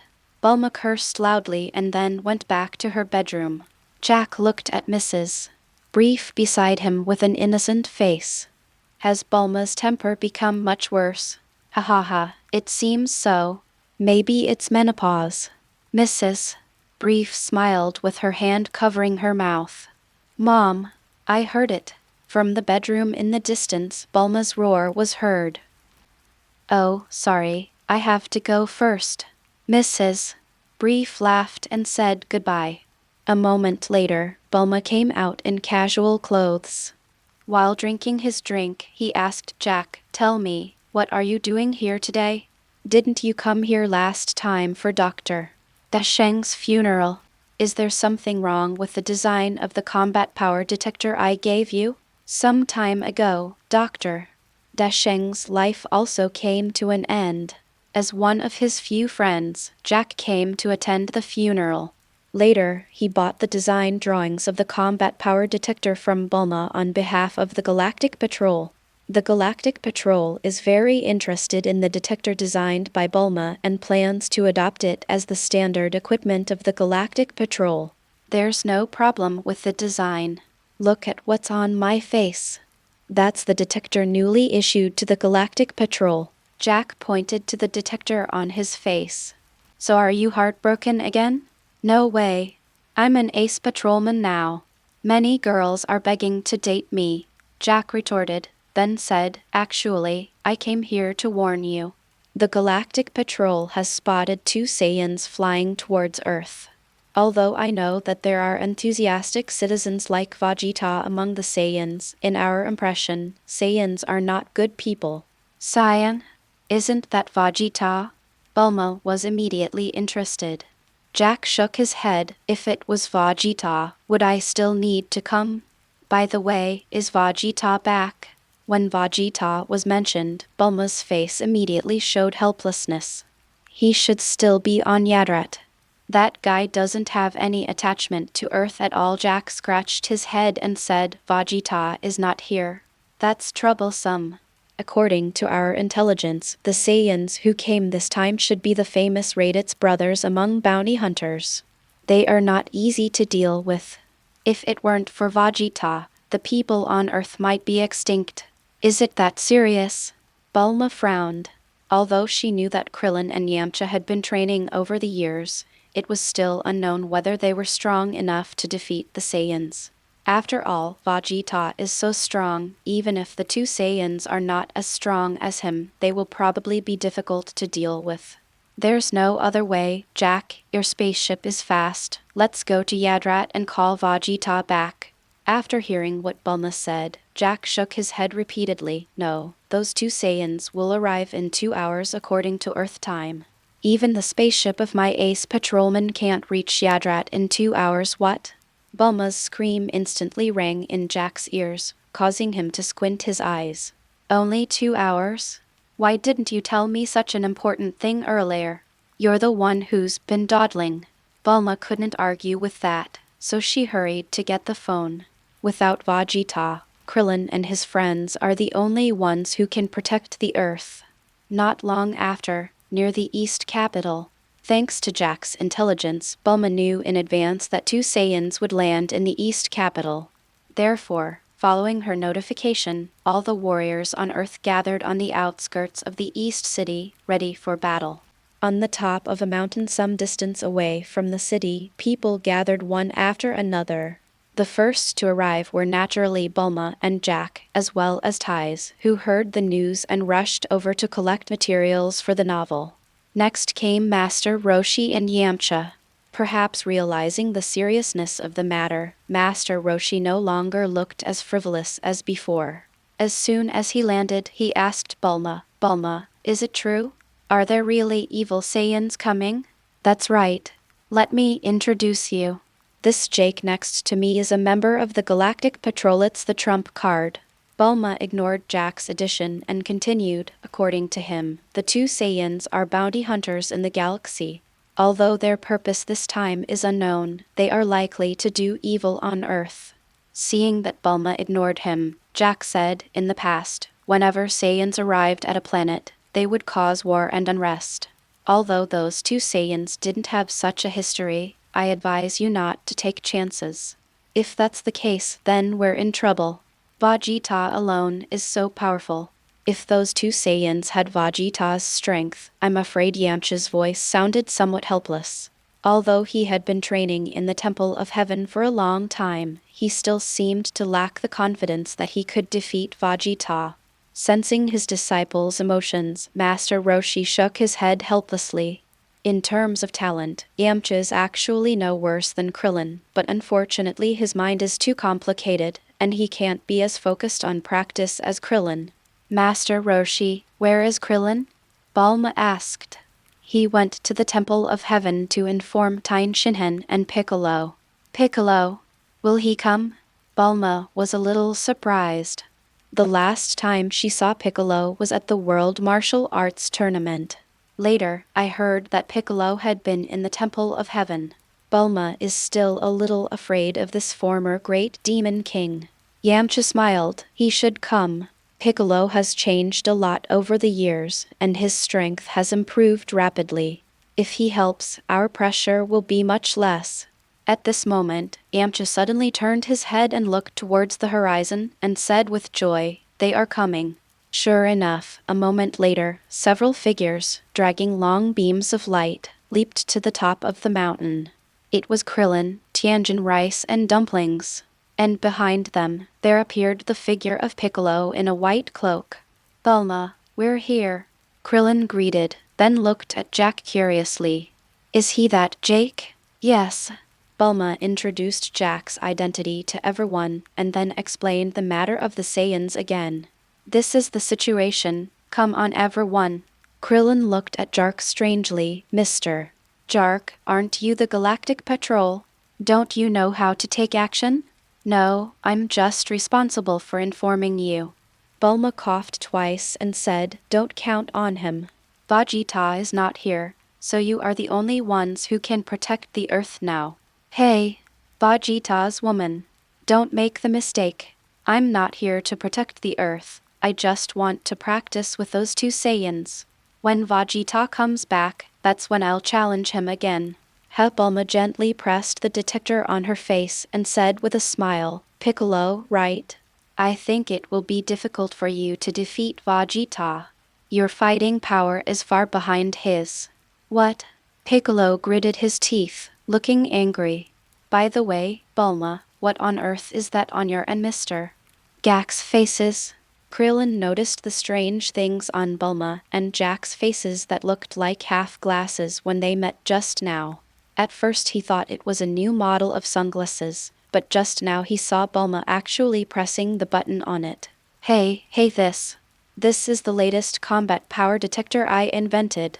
Use it to see your specific strength. Bulma looked at Piccolo and said with a sly smile, for example, Piccolo, I saw just now that his combat power was only 800. Chapter 93, Saiyan Attack.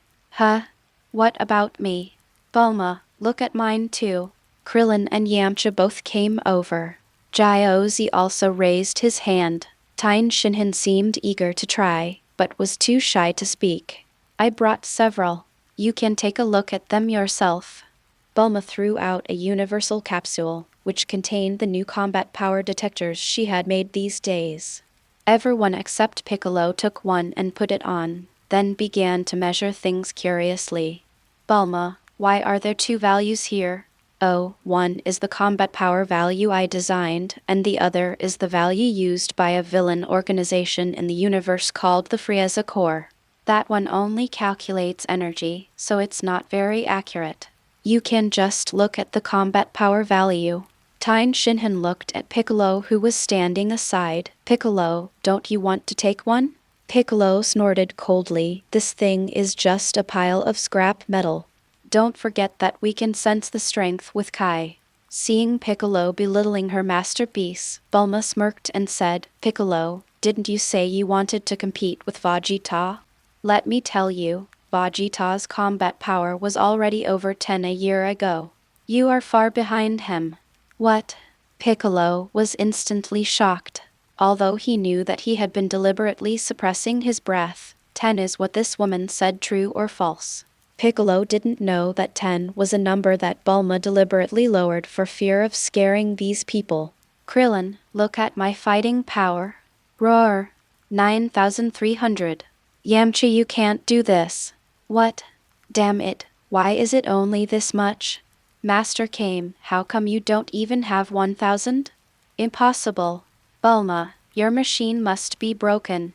Seeing the fighting power of the crowd, Jack couldn't help but exclaimed, I never expected that when I came to Earth, there didn't seem to be so many powerful guys. Master Kame smiled and said, everyone is targeting Vegeta. Without him, I don't think these children would have the strength they have today. Just when everyone was having fun using the combat power detector, Piccolo's face suddenly changed and he looked up at the sky. They are coming. Such a powerful aura. The next moment, everyone raised their heads. It's really here. Mr. Jack is right. The energy of these two is similar to Vegeta's fighting power. There is actually someone with fighting power. As the two Saiyans' spaceships entered the atmosphere, the combat power detectors on everyone's faces immediately sent out signals. For a moment, everyone's face changed drastically. Because if Bulma's combat power detector is accurate, then the combat power of these two people seems to be far above theirs. Tien Shinhan, will you be okay? Jiaozi, if there is any danger later, you and Bulma will leave first. Don't fight hard. Although Tine Shinhan was afraid, an expression of anticipation appeared on his face. Even if I can't beat them, I'm still going to compete with them. Humph. Sure enough, among all these people, you are the one that suits my taste the most. Piccolo raised the corner of his mouth, revealing a wicked smile. He, Krillin, and others practiced in the Temple of Heaven for a period of time. But compared to the frivolous Yamcha and the noisy Krillin, he and the more pure Tine Shinhan are more in tune with each other. Hey, Vegeta's woman, you said before that they also have similar detectors, right? Piccolo turned his head and looked at Bulma. Don't keep calling me that. My name is Bulma. Bulma crossed her arms. They should have, after all, those two used to be members of Frieza's army. Then give them a signal. Piccolo took off his cloak. When they saw the cloak that should have been light and fluttering fell to the ground with a dull sound like a heavy object, the others realized that Piccolo had been wearing weighted clothes. Didn't you just say that my combat power is only 800? Now watch carefully. Piccolo stretched his arms and legs, a confident smile on his face. A ray of bright sunlight flashed by, and immediately a powerful aura burst out from Piccolo's body. Beep, beep, beep as the combat power detectors on everyone's faces sounded the alarm. Piccolo's true strength was suddenly exposed before their eyes. That's amazing. Great. So Piccolo, you're already that powerful. Now we'll be fine even without Vegeta. Piccolo was not happy to hear everyone's compliments. Ever since his disastrous defeat at the World Martial Arts Tournament, Piccolo has endured many hardships, put aside his pride as a demon king, and sought advice from his former enemy, the god. It took so many years to get to where we are today. But what I didn't expect was that after all these years, Vegeta's strength seemed to have made amazing progress. But 10 combat power Piccolo didn't believe it anyway. Vegeta, once I take care of these Saiyans, it will be your turn next. At this moment, the Raditz brothers' spaceship finally landed in the East capital. The spacecraft landed smoothly on top of one of the tallest landmark buildings in the eastern capital. Click. The spacecraft shook a few times, and then the hatch slowly opened. Raditz and Kakarot, who had been sleeping for 3 months, came out. It feels like the spaceship has become smaller. Raditz couldn't help but laugh at his brother's words, and turned to look at Kakarot, who had now become an adult. That's because you're an adult, Kakarot. Raditz said with emotion, you have grown taller and stronger. Now you are exactly like your father. Yes. Kakarot looked at his hands. Suddenly, someone nearby screamed, aliens! The two turned their heads and saw a group of people in suits and several security guards appearing at the entrance to the rooftop. These people are all staff members of the building. They rushed over because they saw something landing on the roof of the building. But the flying object they saw was beyond their imagination. It was actually a spaceship flying from the universe. The single-frame energy detector next to Kakarot's ear beeped, and more than a dozen data appeared in front of him. Looking at the data displayed on the frame, he shook his head in disdain. What? The highest combat power of these people is only 5? Raditz, are we really in the right place? Look at their appearance. They are indeed from Earth. Raditz was also wondering why the proud Prince Vegeta would come to such a backward place. Who are you? Are you here to invade the Earth? At this time, several security guards surrounded them with guns in their hands. However, facing the Saiyans who exuded a powerful aura, these security guards felt a strong sense of oppression in their hearts and were extremely panicked. Boom. Suddenly, a security guard accidentally pulled the trigger and the bullet flew directly towards Kakarot. However, Kakarot easily caught the flying bullet. He frowned, a sneer appeared on his face. Ridiculous rubbish, dare to attack me. He raised his hand and pointed it at the security guard who had just fired the shot. A ray of light gradually appeared in the palm of his hand. Chapter 94. Is He Kakarot? Wait, Kakarot. Raditz grabbed Kakarot's wrist. We are here to find Vegeta. Don't cause any trouble. We can just scare this ignorant human being. After saying that, Raditz waved his hand. Suddenly a strong airflow swept across the rooftop. All the security guards were blown into the rooftop entrance by this airflow. Raditz raised his hand and nodded again, and an energy bullet shot out, collapsing the entrance. Kakarot, what happened to you just now? There's no need to kill a bunch of trash with no fighting power, right? I'm sorry, Raditz. Maybe I slept too long and my hands are itchy. Kakarot woke up and smiled awkwardly. Raditz shook his head. His brother's personality was very similar to his mother Jin's. Apart from loving to fight, he rarely had the idea of killing. The action just now was somewhat abnormal, but it could also be because he has just entered puberty. Let's look for Prince Vegeta. The humans on this planet are so weak. Prince Vegeta should be easy to find, Raditz said as he pressed the energy detector on his face. This was purchased from other channels after they escaped from planet Vegeta. It is not the standard equipment of Frieza's army, and it does not contain any monitoring devices. Beep beep beep. Raditz's detector signals responded continuously, and all were displayed in one location. But what surprised him even more was that the combat power of one of the signals was as high as 100. We found Kakarot. The one with 2 combat power must be Prince Vegeta. Kakarot frowned slightly. Why is it only 2? I remember that when he defeated Darius, his combat power should have exceeded 10, right? I heard that people on some planets know secret techniques to control their fighting power. Prince Vegeta might have learned it from them. Raditz said solemnly, look, there are many people with combat power over 1,000 around Prince Vegeta. They should be the masters of this planet. Let's go and meet the prince. After saying that, Raditz took Kakarot and flew towards the source of the signal at high speed. Just a moment later, the two saw a group of people led by Piccolo. Then, the two of them suddenly accelerated their landing. Seeing the 2 people land, the Earth warriors at the scene all looked solemn. Although Raditz and Kakarot were not here to kill people, as Saiyans, they had been hovering on the brink of life and death for the past few years. They unconsciously exuded a murderous aura that made them shudder.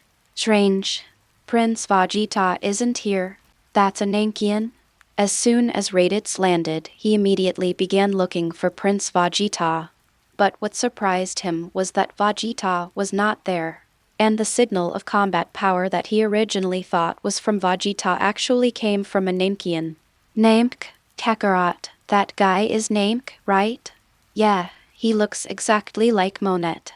But this guy's fighting ability is much higher than Monet's. I never thought there would be such a powerful Nankian. Kakarot was delighted to see the prey and looked eager to try. Piccolo and his friends were also shocked when they saw Raditz and his friends. They're really Saiyans. They have tails just like Vegeta. Pico, they just said you were from Namek, so you're also from the universe? Piccolo's face was gloomy, as it was also the first time for him to know his hometown. No wonder he looks weirder than Vegeta, the Saiyan, because he is also an alien. However, compared to Tine Shinhan and Piccolo, who were shocked to know that Piccolo was a Nankian, Krillin, Yamcha, and even Bulma and Tais were all shocked by another thing. Krillin, that guy just now, said that the crab-headed Saiyan was called Kakarot. Is that Kakarot? Yamcha opened his eyes wide, suspecting that he had heard it wrongly. But Krillin nodded and said, it's him. He's Kakarot. Yamcha took a breath instantly. Kakarot. Isn't that the Saiyan that Vegeta once said should have come to Earth from his world? I didn't expect that Kakarot is still alive in this world. This is going to be difficult. Vegeta said that he is a genius who is even more powerful than Vegeta. No, if what Vegeta said is true, maybe we don't have to fight. After all, that Kakarot is our companion in the other world. After that, Krillin stepped forward and said, you are Saiyans, right? What are you doing on Earth? Raditz snorted. You know the Saiyans, it seems that Prince Vegeta has indeed been here. He pointed at Kakarot. My name is Raditz, this is my brother Kakarot, and we are here for Prince Vegeta. Tell me where he is now. I'm sorry, Prince Vegeta is not on Earth now. He left more than a year ago. Krillin spread his hands left. Raditz was stunned. Where did he go? I heard he was training. You'll have to ask Bulma for details. Krillin turned around and shouted, Bulma. These two Saiyans are here to find Vegeta. Idiot. Don't pull me out. Bulma cursed inwardly. Krillin let down his guard when he heard that the other party was called Kakarot. Vegeta said that Kakarot in his world killed all the warriors on Earth because he regained his Saiyan nature. Now that Kakarot has never been to Earth, doesn't that mean he is a born murderer? Bulma, come here quickly. Krillin seemed to have thought less than Bulma and continued shouting. Following his gaze, Raditz and Kakarot also saw Bulma and her group hiding in the distance, and even Jack saw them.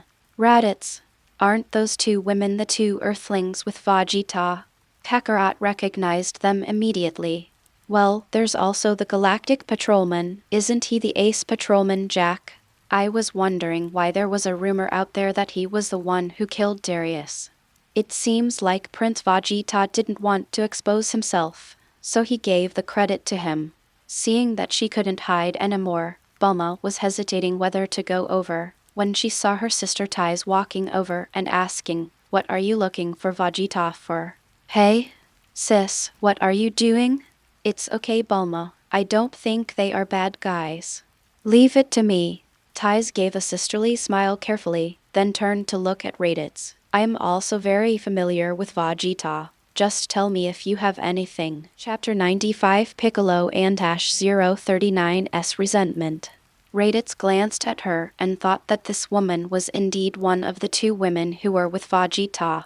It seems that their relationship may really be unusual, so I'd better be polite. He then said in a gentle voice, Miss, we are here to seek Prince Vegeta's help. My brother Kakarot and I intend to take revenge on the murderer who destroyed planet Vegeta.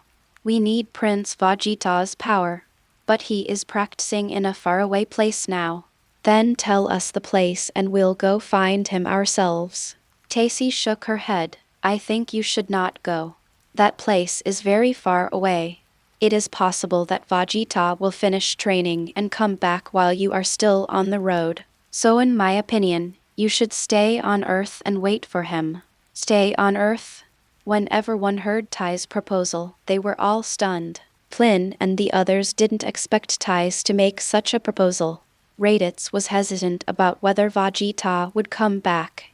Are you sure Prince Vegeta will come back? Tacy smiled evilly and whispered, I'll tell you a secret. Vegeta likes my sister, so he will definitely come back to find him after he finishes training. This Raditz found it hard to believe that the proud Saiyan prince would actually like an Earthling. But thinking back to the scene he saw at the beginning, he felt that this was the most reasonable explanation. Kakarot, what do you think? Raditz couldn't make up his mind, so he looked at his brother. Kakarot held his head in his hands and smiled. I think it's okay. This planet seems very interesting. I would like to observe it more. Hearing this, Raditz also made a decision. Then let's wait on Earth for a while. As Raditz and his companions decided to stay on Earth, everyone at the scene breathed a sigh of relief and began to come forward to greet Raditz. In the distance, Master Kame saw this scene and couldn't help but say, It seems that Vegeta was wrong. At least these two Saiyans are not evil. Master Roshi once heard Vegeta talk about another world. In his story, the Saiyans were all extremely evil guys. Even Sun Wukong, who once saved the world, became extremely bloodthirsty after regaining his Saiyan nature. But now it seems that this is not the case. Bulma also found it a little strange. Could it be that because of Vegeta's time travel, the Saiyans in the two worlds had such different personalities? Bulma didn't know that her guess was only half right. In fact, as the descendants of Bardock and Jin, Raditz and Kakarot in this world are not bad by nature. Especially Raditz. In Vegeta's original world, Raditz had been fighting outside with Vegeta since he was a child. Because of the examples set by Vegeta and Nappa, Raditz learned from them in every way in order not to be looked down upon by the two. and always put on a ferocious mask. However, Raditz in this world returned to planet Vegeta because of Vegeta and lived with his mother Jin for several years. Jin is a rare Saiyan woman with a gentle personality. Thanks to her guidance, Raditz did not go astray. Later, Jin died of illness, and the Nankian Monet took on the responsibility of raising the two Saiyans. So now Raditz's personality is more like a combination of Bardock and Jin. As for Kakarot, it should be the same. Just when a crisis that was thought to be extremely huge was about to be resolved, a powerful aura suddenly erupted at the scene. When everyone looked back, they saw Piccolo's body covered with white flames, looking at them ferociously. Then, he suddenly threw an energy bomb at Kakarot and Raditz respectively. Boom! Raditz and Kakarot reacted in time and each deflected the energy bomb. But the energy bomb that flew away landed in the distance and immediately caused two mushroom clouds. Hey, isn't he your companion? Why did he want to kill us just now? Raditz frowned. The attack just now was no joke. If they were hit, even if he and Kakarot didn't die, they would be seriously injured. No, it's not. It must be a misunderstanding. Krillin quickly shook his head and turned to look at Piccolo. Piccolo, what do you want to do? They are not our enemies. I don't care if they are enemies or not. I just want to fight Saiyans. Fight? Why fight? Tien Shinhan also asked. Why? Because I am the Demon King. Demon King Piccolo. Don't think that I am your companion just because I have trained with you for so many years. I have only one goal, and that is to take revenge on Vegeta. Over the years, Piccolo has been patiently living and practicing with Krillin and the others. But his nature has not changed. Piccolo is still a lonely and unsociable person. The reason he came here today was not to protect the Earth. Instead, he wanted to use these two Saiyans to hone his strength and lay the foundation for challenging Vegeta in the future. Now these two Saiyans have decided not to fight anymore. How can he be willing to accept this? Well, it's okay. I'm actually very unwilling to not be able to see Vegeta, so it's fine to play with this Nankian. Kakarot walked forward. Raditz, I'll leave him to me. Raditz was stunned at first, then he burst into laughter. Ha ha, Namk, you want to challenge us alone? You will regret it. I've been training so hard for so long, but if I can't even beat you guys, how can I challenge Vegeta? Piccolo took up his stance, ready for battle. Kakarot said with a relaxed look, I'm sorry, we have been through life and death for more than 10 years, and we can't even beat you. So how can we talk about revenge for my father? While chatting and laughing, Kakarot left an afterimage at the original place, and the person had disappeared. Piccolo snorted coldly. The Nankian's sensitive facial features allowed him to quickly track down Kakarot, who was moving at high speed. His knees sank, and Piccolo disappeared from the spot in an instant. So fast. Yes, both of them. Everyone looked up at the sky. In the cloudless blue sky, apart from a few dull collision sounds, there were only afterimages left by the momentary pause when Kakarot and Piccolo were fighting. Then, there were constant sounds like muffled thunder in the sky. With the sound of collisions, white air waves spread out like water ripples. I never thought that Piccolo's strength would surpass ours without us noticing. Yamcha sighed, which resonated with Krillin and the others. Recalling the time when the World Martial Arts Tournament was held, Piccolo's strength was so great that he could easily defeat Krillin, not to mention Vegeta. But now, his progress has far surpassed everyone else. Chapter 96 Piccolo vs Kakarot. The Nankians actually have such strength. Raditz was also greatly surprised at this time. This was not the first time he and Kakarot had seen a Nankian. On planet Cyril, they lived with the Nankian Monet for a long time. But even from Monet's mouth, they had never heard of such a powerful Nankian. According to his combat power detector, Piccolo's combat power has exceeded 2 at this moment. It has reached 2, and it seems to be improving. In the past, Frieza's army had such combat power, which was a level that only elite warriors could achieve. Raditz, who originally thought he had a sure win, couldn't help but worry about his brother. At this time, the battle between Kakarot and Piccolo had moved to the ground on a plain not far from Krillin and the others. The two men ran across the plain at a very fast speed, then looked for opportunities to attack each other. Kakarot's fighting style was developed in life and death battles, and every move he makes seems to be based on instinct. All around him, including his tail, are weapons. He can bite, grab, strangle, and do whatever he wants. Piccolo practiced in the Temple of Heaven for several years and practiced with Krillin and Tien Shinhan countless times. His fighting style has absorbed many characteristics of the Kame Ryu and Crane Ryu martial arts. Relying on the ability to use the opponent's force against him and the Nantian's ability to extend his arms, Piccolo repeatedly made Kakarot's attacks miss. Then, suddenly, two Kigong waves crossed each other and rushed into the sky. The two people who had been fighting at high speed before temporarily staggered and stood on two hills not far apart. "Very good, Namek. What's your name?" Kakarot asked with a smile, a trace of blood oozing from the corner of his mouth. "Vic." Piccolo revealed his true identity, and then said coldly, "You are not bad either. You should be as strong as Vegeta was a few years ago." "Vegeta from a few years ago? Isn't he even more powerful now?" "This is really exciting, but my strength is not limited to this, so let's end the warm-up here." "Warming up?" Piccolo was stunned. Then he saw Kakarot throw the two wrist guards on his hands to the ground. With a bang, the pair of wrist guards looked like cloth, but when they were thrown to the ground, they were like a piece of iron. Piccolo instantly recognized that this was a magical item similar to the one he had used. "Where are you from?" "Oh, we have a Nankian there too. I asked him to make this using magic. It's a very useful thing." After taking off the weight, Kakarot stretched his muscles, and his tail made crisp sounds in the air. "Come again."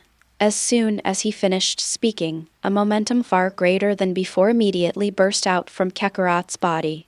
The people watching the battle from a distance suddenly felt suffocated.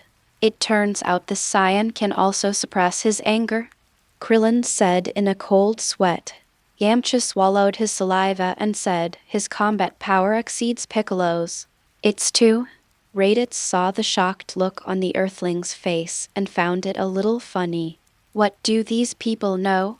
Since escaping from planet Vegeta, he and Kakarot had to join the Sita clan and become their bounty hunters in order to survive. During this period, the two experienced countless dangerous battles. Especially Kakarot, his combat power was less than 10 when he just left planet Vegeta. In his early years, Kakarot was seriously injured and on the verge of death almost every time he went on a mission. If it weren't for Monet's healing abilities, he might not have lived past the age of 7. But even in this situation, Kakarot was born with potential far beyond that of ordinary Saiyans. Raditz even thought that his younger brother Kakarot might become the legendary Super Saiyan. Then, Kakarot and Piccolo disappeared at almost the same time. When they appeared again, the two of them were already in midair, fist to fist. But this time, Piccolo only held out for a second before knocking him away. "This guy." For the first time, a look of fear appeared on Piccolo's face as he flew backwards. In the following battle, the two of them were completely furious. Kakarot, with full firepower, seemed to have fallen into a state of madness, and his strength was rising steadily. In almost every confrontation, Piccolo could feel that the Saiyan's fists in front of him were getting heavier and faster. He was originally full of confidence and felt that he could challenge Vegeta, but for the first time he showed timidity. The self-confidence that he had rebuilt after years of hard training in the Temple of Heaven was being beaten away bit by Kakarot's fists. "Are all Saiyans monsters?" Piccolo was struggling to hold on, and he gradually felt that his vision was getting darker.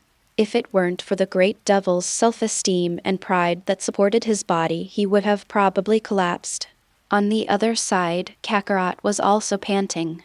Piccolo's absolute strength is weaker than his, but as a genius of name, Piccolo's combat wisdom is beyond ordinary people.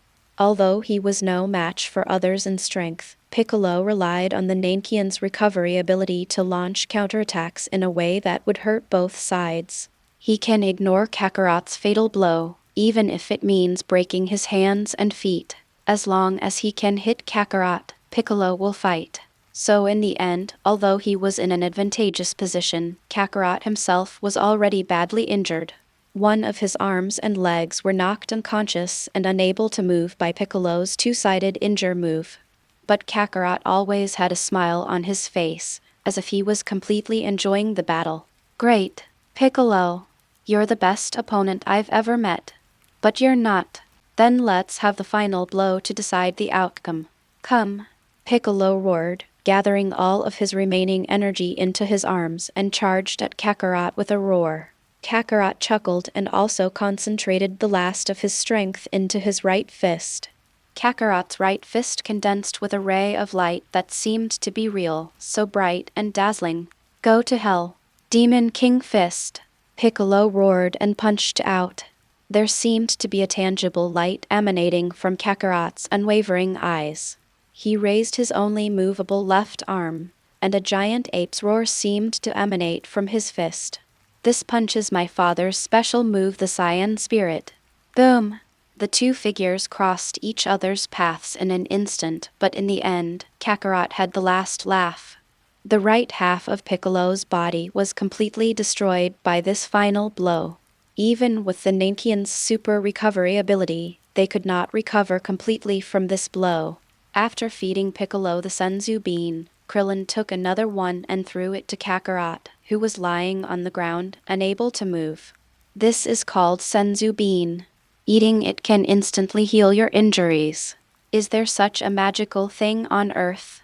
Kakarot ate the senzu bean with a smile. With just this one battle, everyone was convinced that the two Saiyans had no hostility towards each other. Otherwise, if Kakarot's last attack had been more targeted, Piccolo might have been killed directly. Chapter 97 Elder Pibala and 039's Commission. It is said that there is no acquaintance without fighting. After witnessing the battle between Piccolo and Kakarot, both Krillin and his friends and the Raditz brothers were more accepting of each other than when they first met. Krillin and Yamcha, who had once heard Vegeta's story about his past life, both had an innate liking for Kakarot. Tien Shinhan, Piccolo, and others admired the strength of the Saiyans. As for Raditz and Kakarot, after experiencing the battle just now, they stopped looking down on the Earthlings. After going to Bulma's house and having a meal together, the assembled warriors dispersed again. Some people went back to continue practicing, while others wanted to go home and have a good rest for a while. Raditz chooses to stay at Bulma's house and wait for Vegeta to show up. And Kakarot's choice was the most surprising. After hearing that Master Roshi was the teacher who had taught everyone except Piccolo, he actually took the initiative to ask to live on Kame Island for a while. Teacher Wu Chan did not refuse and accepted his request with a smile. After that, time began to pass again soon. Another year passed. On the planet Yadrat. Before he knew it, Vegeta had been training here for almost a year and a half. He first spent half a year honing his basics, and then spent another 3 months learning the secret art of teleportation. However, before mastering instant teleportation, Vegeta accidentally mastered the secret technique of clones of the Yadrat aliens. When Vegeta first discovered that he had accidentally learned the clone technique, he was very disgusted. Because in his opinion, this trick seemed to have no effect. But soon, Vegeta discovered that this was not the case. The so-called secret technique of clones, although on the surface it looks like the four-body fist of Tien Shinhan that Vegeta had seen before. In fact, there is a big difference. He was more like a living clone made of Kai. Each clone has independent thinking and combat capabilities. What's even more amazing is that the strength of these clones is not much weaker than the original body, and each clone can practice on its own. Once the clone technique is released, The cultivation results of these clones will be completely absorbed by the original body. In other words, he can practice teleportation while using his clones to practice other secret techniques, or even practice himself. The only problem is that performing the clone technique consumes a lot of mental energy. Vegeta's current mental strength is only enough to maintain the clone jutsu for half a day, and then he must rest for half a day before he can use it again. So in order to make the clone jutsu last longer, Vegeta once again carried out basic training for half a year to hone his mental strength. Until now in the training ground of Yadrat Star, Elder Pibala stood in the middle of the field, quietly looking at Vegeta in front of him, ready to witness him complete the final training of instant movement with his own eyes. At this moment, Vegeta put 2 fingers close to his eyebrows, ready to use the instant movement he had mastered. After this period of training, Vegeta finally mastered the essence of instant movement. The so-called teleportation is actually more like an advanced secret technique of using the perception of Kai. When teleportation is activated, the whole world becomes clear. Vegeta can sense every breath of air around him, and through them, draw an extremely vast map in his mind. The aura inside and even outside the planet will appear on this map. At first, the map in Vegeta's mind was limited to the planet Yadrat. As he became more proficient, the scope of the map began to extend to the entire universe outside. This strange perception is the effect of teleportation. SHH. Suddenly, Vegeta disappeared from the spot, and when he reappeared, Vegeta was holding Super in his hand. Super looked helpless. Elder, I was discovered. I just moved to the South Galaxy, but I didn't expect to be caught by him. Elder Pibala chuckled and said, Thank you, Super. So, Vegeta, it seems that you have completely mastered instant movement. Vegeta was a little dissatisfied. He put 2 fingers on the center of his forehead and said, Elder Pibala, I have to do this action when I use teleportation. This is too inconvenient. Is there any way to skip this step? The purpose of this action is to search for long-distance Kai. If you want to skip it, you need to continue to train your mental strength and become proficient in the use of instant movement. In other words, practice more. Vegeta pondered for a moment, already having a plan for his next step in mind. The next moment, Vegeta looked up and around, and soon after, 8 figures came over from nearby and surrounded Vegeta. And these 8 figures were all Vegeta. The next moment, the 9 Vegetas merged into one, and Elder Pibala and Super immediately felt that Vegeta's energy had increased a lot. Super sighed and said, To be honest, I didn't expect Vegeta to have such a strong talent. He performed the clone technique while practicing instant movement. His mental strength is not even comparable to that of ordinary Yadrat people. Elder Pibala nodded slightly. Mr. Vegeta has a strong heart. At this time, Vegeta, who had already released the clone technique, came over and said, You too, I will say goodbye to you next. Although there are still many secret techniques that I have not learned, my training will come to an end. Elder Pibala smiled and said, You have already laid a good foundation. Even if you don't stay here, you can master new secret techniques by studying on your own. Super then asked, Vegeta, are you going back to Bulman? Not yet. I plan to use teleportation to travel in the universe for a while to become familiar with its use. Elder Pibala touched his chin and suddenly seemed to think of something. Mr. Vegeta, if possible, could you please do something for planet Yadrat? What's the matter? Elder Pibala said in a serious but somewhat regretful tone. We, the Yadrat people, are a peace-loving race, but even among races like us, there are outliers. Before you, there were 2 wise men from the wise race on our planet who betrayed the planet because of their own selfish desires. They both have mastered many secret techniques on our planet. If left unchecked, they will eventually harm the universe. So I hope that Mr.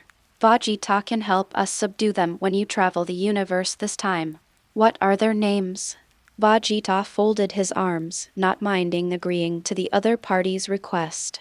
After all, he had gained a lot on planet Yadrat, and Vegeta didn't want to owe them a favor.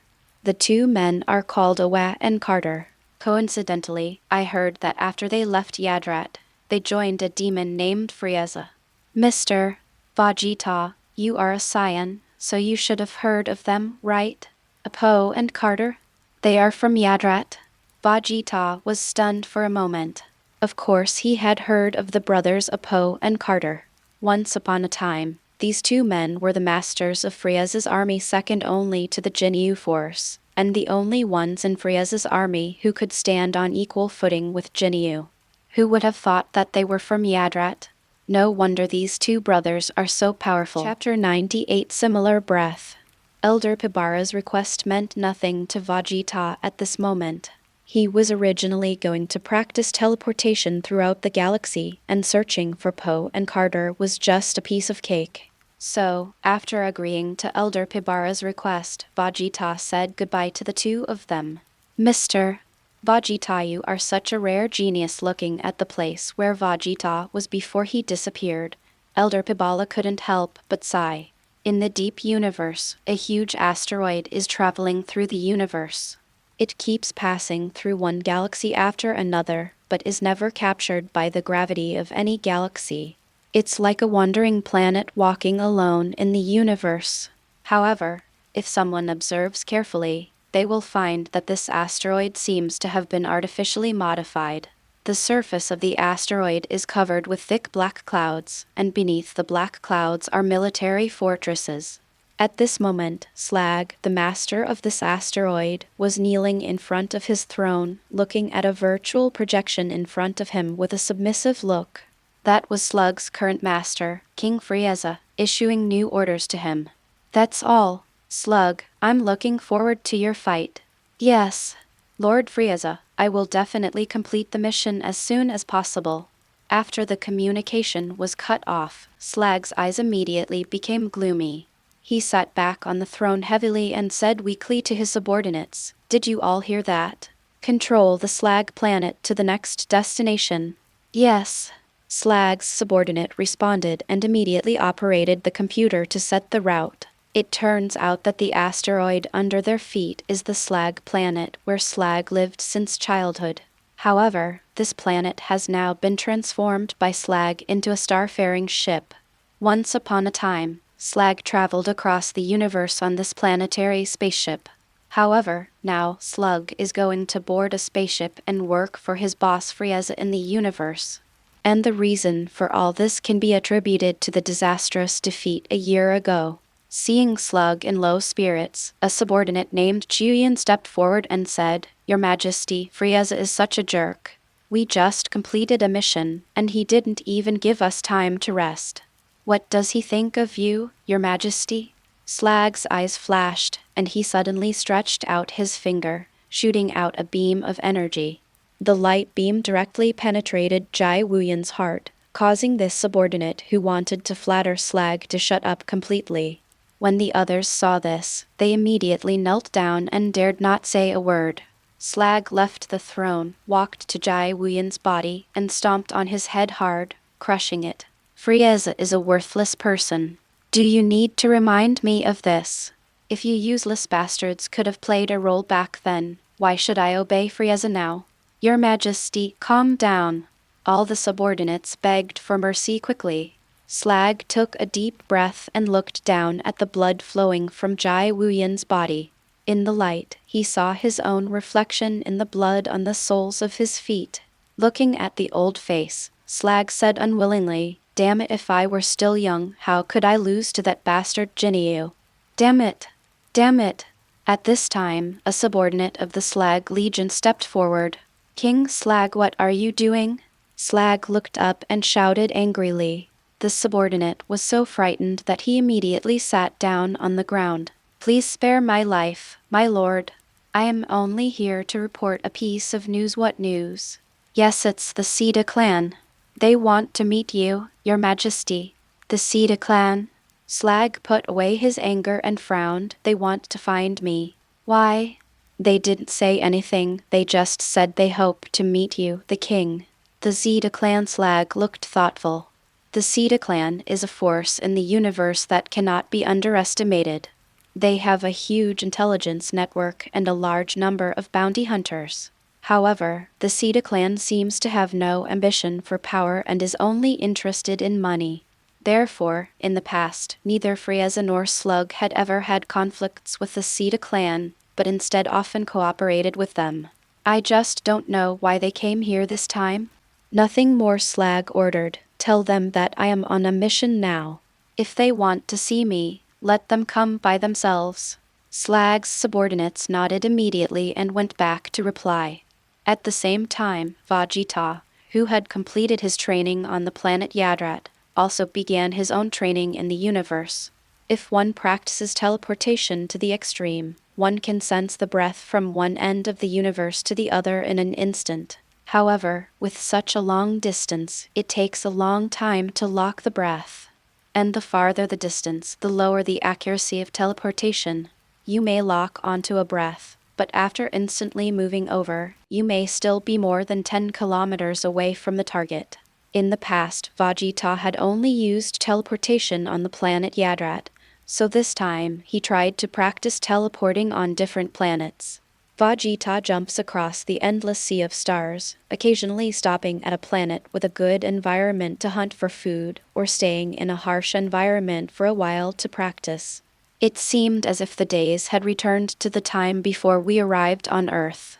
During this period, Vegeta's teleportation became more and more proficient, and the time to lock the breath was no longer as long as before. It is even possible to distinguish what creatures the different auras belong to. One day, Vegeta came to a planet full of vitality, and the planet was full of primitive animals. Vegeta watched for a while, and was about to head to the next planet, when he suddenly felt a breath similar to that of a Saiyan. Moreover, this aura was actually somewhat similar to his own. This aura, could it be him? Vegeta locked onto his target and immediately used instant teleportation. The next moment, Vegeta arrived on a devastated planet. This planet seems to have had civilization in the past, but now the civilization has turned into ruins. There was smoke and scorched earth everywhere, as if someone had destroyed civilization and then set a fire on the planet in an attempt to burn everything clean. This is Frieza's army has been here? Vegeta was very familiar with the scene before him. Destroying civilization and burning everything to ashes was exactly what Frieza's army did when they invaded the planet. As a former member of the Legion, Vegeta naturally knew it all. They did this to clean up the planet before selling it to other races. Coming back to his senses, Vegeta realized that the aura he was tracking was not nearby. He checked again and found that the owner of the aura that was very similar to his own seemed to be seriously injured and his aura was very unstable, so he tracked the wrong location. After readjusting himself, Vegeta used instant teleportation once again. This time, Vegeta came to a cave. The cave is brightly lit and there are some necessary living facilities nearby. The scent he was tracking was on a bed at the deepest part of the cave. A black-haired boy, covered in bruises, was lying on the bed unconscious. Looking at the boy on the bed, Vegeta's eyes narrowed instantly and he exclaimed, Tabor, Chapter 99 Vegeta and Tarble. Vegeta walked to the bedside and looked at the boy as if to confirm it. Finally, he was sure that this Saiyan boy was his younger brother Tarble. Did Tarble do everything outside? In his previous life, Vegeta was the only son of King Vegeta and had no younger brothers. However, when traveling to this life, Vegeta had the memory of a younger brother. In this world, shortly before Vegeta traveled through time, King Vegeta gave birth to another son. But this child is completely different from Vegeta, the person that makes King Vegeta extremely proud. He is just a piece of trash with a combat power of only 10. It was a great shame for King Vegeta that a low-level warrior was born into the royal family. Therefore, King Vegeta did not make the news public at all, and did not even record the child's file, and immediately exiled Tarble to a distant border. Only Vegeta's family knew of the existence of this child. Vegeta never expected that he would find a younger brother, and he was a little overwhelmed for a moment. If it were the original owner, he would definitely leave and pretend that he had never seen Tabber. But the current Vegeta is completely different from the past, and he can't ignore his own brother. At this moment, Vegeta suddenly heard a painful murmur from the unconscious Tarble. He immediately took out a magic bean and stuffed it into Tarble's mouth. After a while, Tabor recovered under the miraculous effect of the magic beans and opened his eyes. As soon as he opened his eyes, Tarble jumped out of bed as if he was going to fight someone. But he soon saw a person standing nearby. "Who are you? Your father?" Tabor was stunned for a moment, because the person in front of him looked almost exactly like his father. Although he was driven away just after he was born, Tarble had received Saiyan early childhood education during the journey, so he was not completely ignorant of the Saiyans. Therefore he also remembered what King Vegeta looked like. However, after just a moment's glance, Tabor knew he had recognized the wrong person. This was not his father, but Brother Vegeta. "You are still alive? I should be the one asking you this question. Your father sent you to the border. I never thought that after so many years, planet Vegeta is gone, but you are still alive." Vegeta looked at his brother calmly, and seeing that he still had his tail, he asked, "Did you do everything outside? Are you working for Frieza's army?" "No, it's not me. How could I possibly?" There was anger in Tabor's eyes. "The ones who destroyed this planet were Awa and Carter from Frieza's army." With a sad face, Tabor told his story to his brother. Although he is the child of King Vegeta, Tarble is completely different from his father and brother. He is naturally gentle, and after being exiled by King Vegeta, he did not follow the Saiyan nature and destroy the planet he was exiled to. Instead, he became friends with the residents of this planet and grew up happily here. Until recently, Frieza's army finally set its sights on this border planet. Tabor's happy time came to an end. This planet called White Orchid is similar to Earth. Although civilization has emerged on the planet, its overall combat effectiveness is very low. When disaster struck, they had little ability to fight back. The weak Tabor was unable to protect it at all and could only watch his companions die one by one in the battle. Until recently, Tabor was injured while leading the rebels to launch a surprise attack on Apo and Carter, and he escaped only because of the desperate efforts of his comrades to delay the attack. "Po and Carter? Have they been here?" Vegeta was a little surprised. He didn't expect to meet the two brothers here. However, now the two brothers seem to have left the planet. Because according to Vegeta's perception, there are only some guys with a combat power of no more than 1,000 on the planet. They should be the people that Po and Carter left behind to clean up the planet. As a royal family, you are such a disgrace. Tabor's face flushed red, and he was powerless to refute, so he could only lower his head in shame. "Let's go out first." "What are you going out for?" "It seems that the men of those two brothers have discovered you. If you don't go out, are you waiting to be buried alive here?" After saying that, Vegeta walked out. Tabor also suddenly realized that now that he had recovered from his injuries, his strength was much stronger than before because of the Saiyan's dying characteristics. Everyone in Frieza's army is carrying combat power detectors, so they will naturally discover his presence. As soon as the two walked out of the cave, they saw several figures flying towards them from the horizon. They were all wearing the standard combat uniforms of Frieza's army, with combat power detectors on their faces, and they were coming in a menacing manner. "Brother, hurry up and leave." These people are directly under the command of the brothers Awa and Carter. Their combat power is at least 5,000 per person. The strength of the brothers Awa and Carter is even comparable to that of the Jinyu force. "It will be bad if we attract them." Vegeta snorted coldly. "Jinyu force? What is that?" He raised his hand and pointed it at someone, intending to release an energy bomb to kill the person instantly. But the next moment, Vegeta was stunned. He just wanted to release a small energy bomb. but he didn't expect that after the energy condensed, an extremely huge air mass would gather in his palm. Seeing that the air mass exceeded his expectations, Vegeta did not dare to continue accumulating energy and immediately released it towards the flying soldier's boom. A beam of energy comparable to the power of a Gallic cannon shot up into the sky, and a terrifying aura instantly dispersed the white clouds in the sky. Several Frieza soldiers in the sky didn't even have time to react before they were completely burned to ashes. Good. Great. Brother, you are awesome. Seeing that Vegeta killed everyone in one move, Tarble's eyes widened with excitement. Vegeta looked at his hand in surprise, and it took him a long time to figure out what was going on. It seems that with his training on the planet Yadrat, his energy has unknowingly become much stronger than before. It's just that Vegeta hasn't fought during this period of time, so he didn't realize that he had become stronger. Almost there, my power is about to surpass Kakarot. The corners of Vegeta's mouth rarely rose. He could already feel that the day when he would return was not far away. Brother Vegeta. At this time, Tarble's voice woke Vegeta up. He turned around and saw Tarble looking at him seriously, with a determined light flashing in his eyes. What are you thinking about?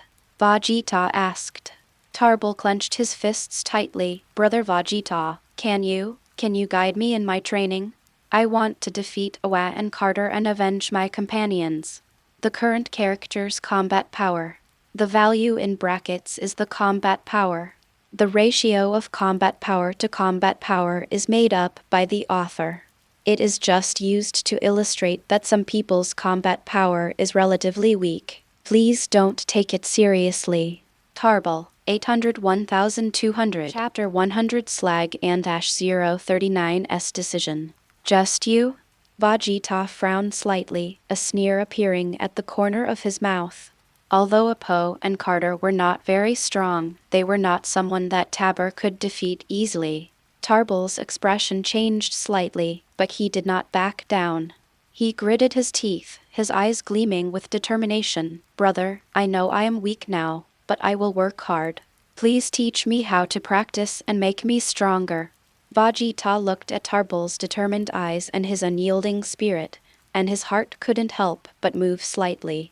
If Tarble wanted Vegeta to help him get revenge from the beginning, then Vegeta might help him next, but he would definitely not be interested in guiding him in training. But Tarble did not rely blindly on Vegeta, but instead hoped to achieve revenge with his own strength. This immediately reminded him of his childhood self. When Vegeta was a child, he also longed to be powerful and to gain power that surpassed Frieza. Sure enough, Tarble has the blood of their Vegeta clan flowing in his body. Vegeta was silent for a moment. Okay, since you are so determined, I will reluctantly agree to your request. But you have to remember that my guidance is very difficult, so you have to be mentally prepared. After hearing this, Tarble showed excitement and joy on his face. Thank you, brother. I will definitely work hard. I will use my strength to prove myself and make you proud of me. Don't be so sure. If you give up halfway, I'll let you know what is worse than death. Although Vegeta's tone was stern, Tarble had a bright smile on his face. At the same time, on the planet Slag, which is flying between stars, the once famous King Slag welcomed two mysterious guests. Sitting on the throne, Slag stared at the two guests in cloaks in front of him and said, "You two, this is my territory, Slag. You don't have to be so careful." One of the cloaked men smiled and said, "Lord Slag, this is a serious matter. We still hope to meet with you alone. How dare you? Do you have other plans for King Slag?" One of Slag's men immediately objected sharply. Slag raised his hand to stop the other party. "It's okay, you guys go down. Although I, Slug, have surrendered to Frieza, I'm not so cowardly that I dare not meet two guests alone." After dismissing his attendants, Slag spoke again. "You two, can you talk now?" The two mysterious guests then took off their cloaks, revealing their true identities: Slag, the leader of the Sita clan, and his younger brother Jas. "King Slag, we are here today to do business with you. Elec said with a smile, "What business?" Slag leaned back on the throne, showing little interest in what Elec said. "This deal is simple. We want you, King Slug, to go to a place called Earth and kill 3 Saiyans." Hahaha, Slag suddenly burst into laughter. But after a few seconds, his laughter stopped abruptly. "Elec, do you think I'm a bounty hunter? Even if I was defeated by Frieza, I'm still King Slug, not a dog that obeys orders." Slag's eyes were gloomy. If it weren't for the fact that the other party was the leader of the Sita clan, he might have suddenly attacked and killed him. Elec immediately shook his head and said, "King Slag, of course I understand your thoughts, and I respect your choice. But I came here with real sincerity this time." He raised his lips and said, "I know that you, King Slug, will not be willing to succumb to Frieza, right? Although I can't help you, my Sita clan is willing to reach a strategic cooperation with you in the future and become your exclusive intelligence provider. With the assistance of our Sita clan, it will surely be much easier for you to rebel against Frieza in the future, right?" After hearing this, Slag's face remained calm, but he had already started to think in his mind. Indeed, although the Sita clan does not have much hard power, they possess amazing wealth and an extremely large intelligence network. Even Frieza, knowing that the Sita clan had ulterior motives, still valued cooperation with them very much. Although he has surrendered for now, if he wants to rebel in the future, he may really need the power of the Zeta clan. Thinking of this, Slag began tapping his fingers rhythmically on the throne. "It's not impossible to cooperate, but aren't you making a fuss just for 2 Saiyans? No, this mission must be carried out by you, King Slug, because one of these 3 Saiyans is the real murderer who killed Darius." Slag was a little surprised. "Durez? The Darls from the Darls Pirates?" "That's right. According to our intelligence, Darius was not killed by the Galactic Patrol. The one who actually did it was a Saiyan named Vegeta." Slag began to understand why the Sita clan wanted him to take action. If there is a Saiyan who can kill Darls, ordinary people may not be able to deal with him. What about the target's intelligence? Seeing Slag change his words, Elec knew that his goal had been achieved. He immediately took out a projection device and first projected the image of Vegeta in front of Slug. "My lord, this is Vegeta. This is the image we extracted from Darius's subordinate Kakarot," and then the projection switched, and what appeared next was a scene of Kakarot and Raditz fighting Piccolo on Earth. These are the other 2 Saiyans, Kakarot and Raditz. They arrived on Earth not long ago, and this is how they fought with the people on Earth. I deployed many spy robots on their spaceships, and now we can confirm that Kakarot and Raditz are on Earth, while Vegeta's whereabouts are still unknown.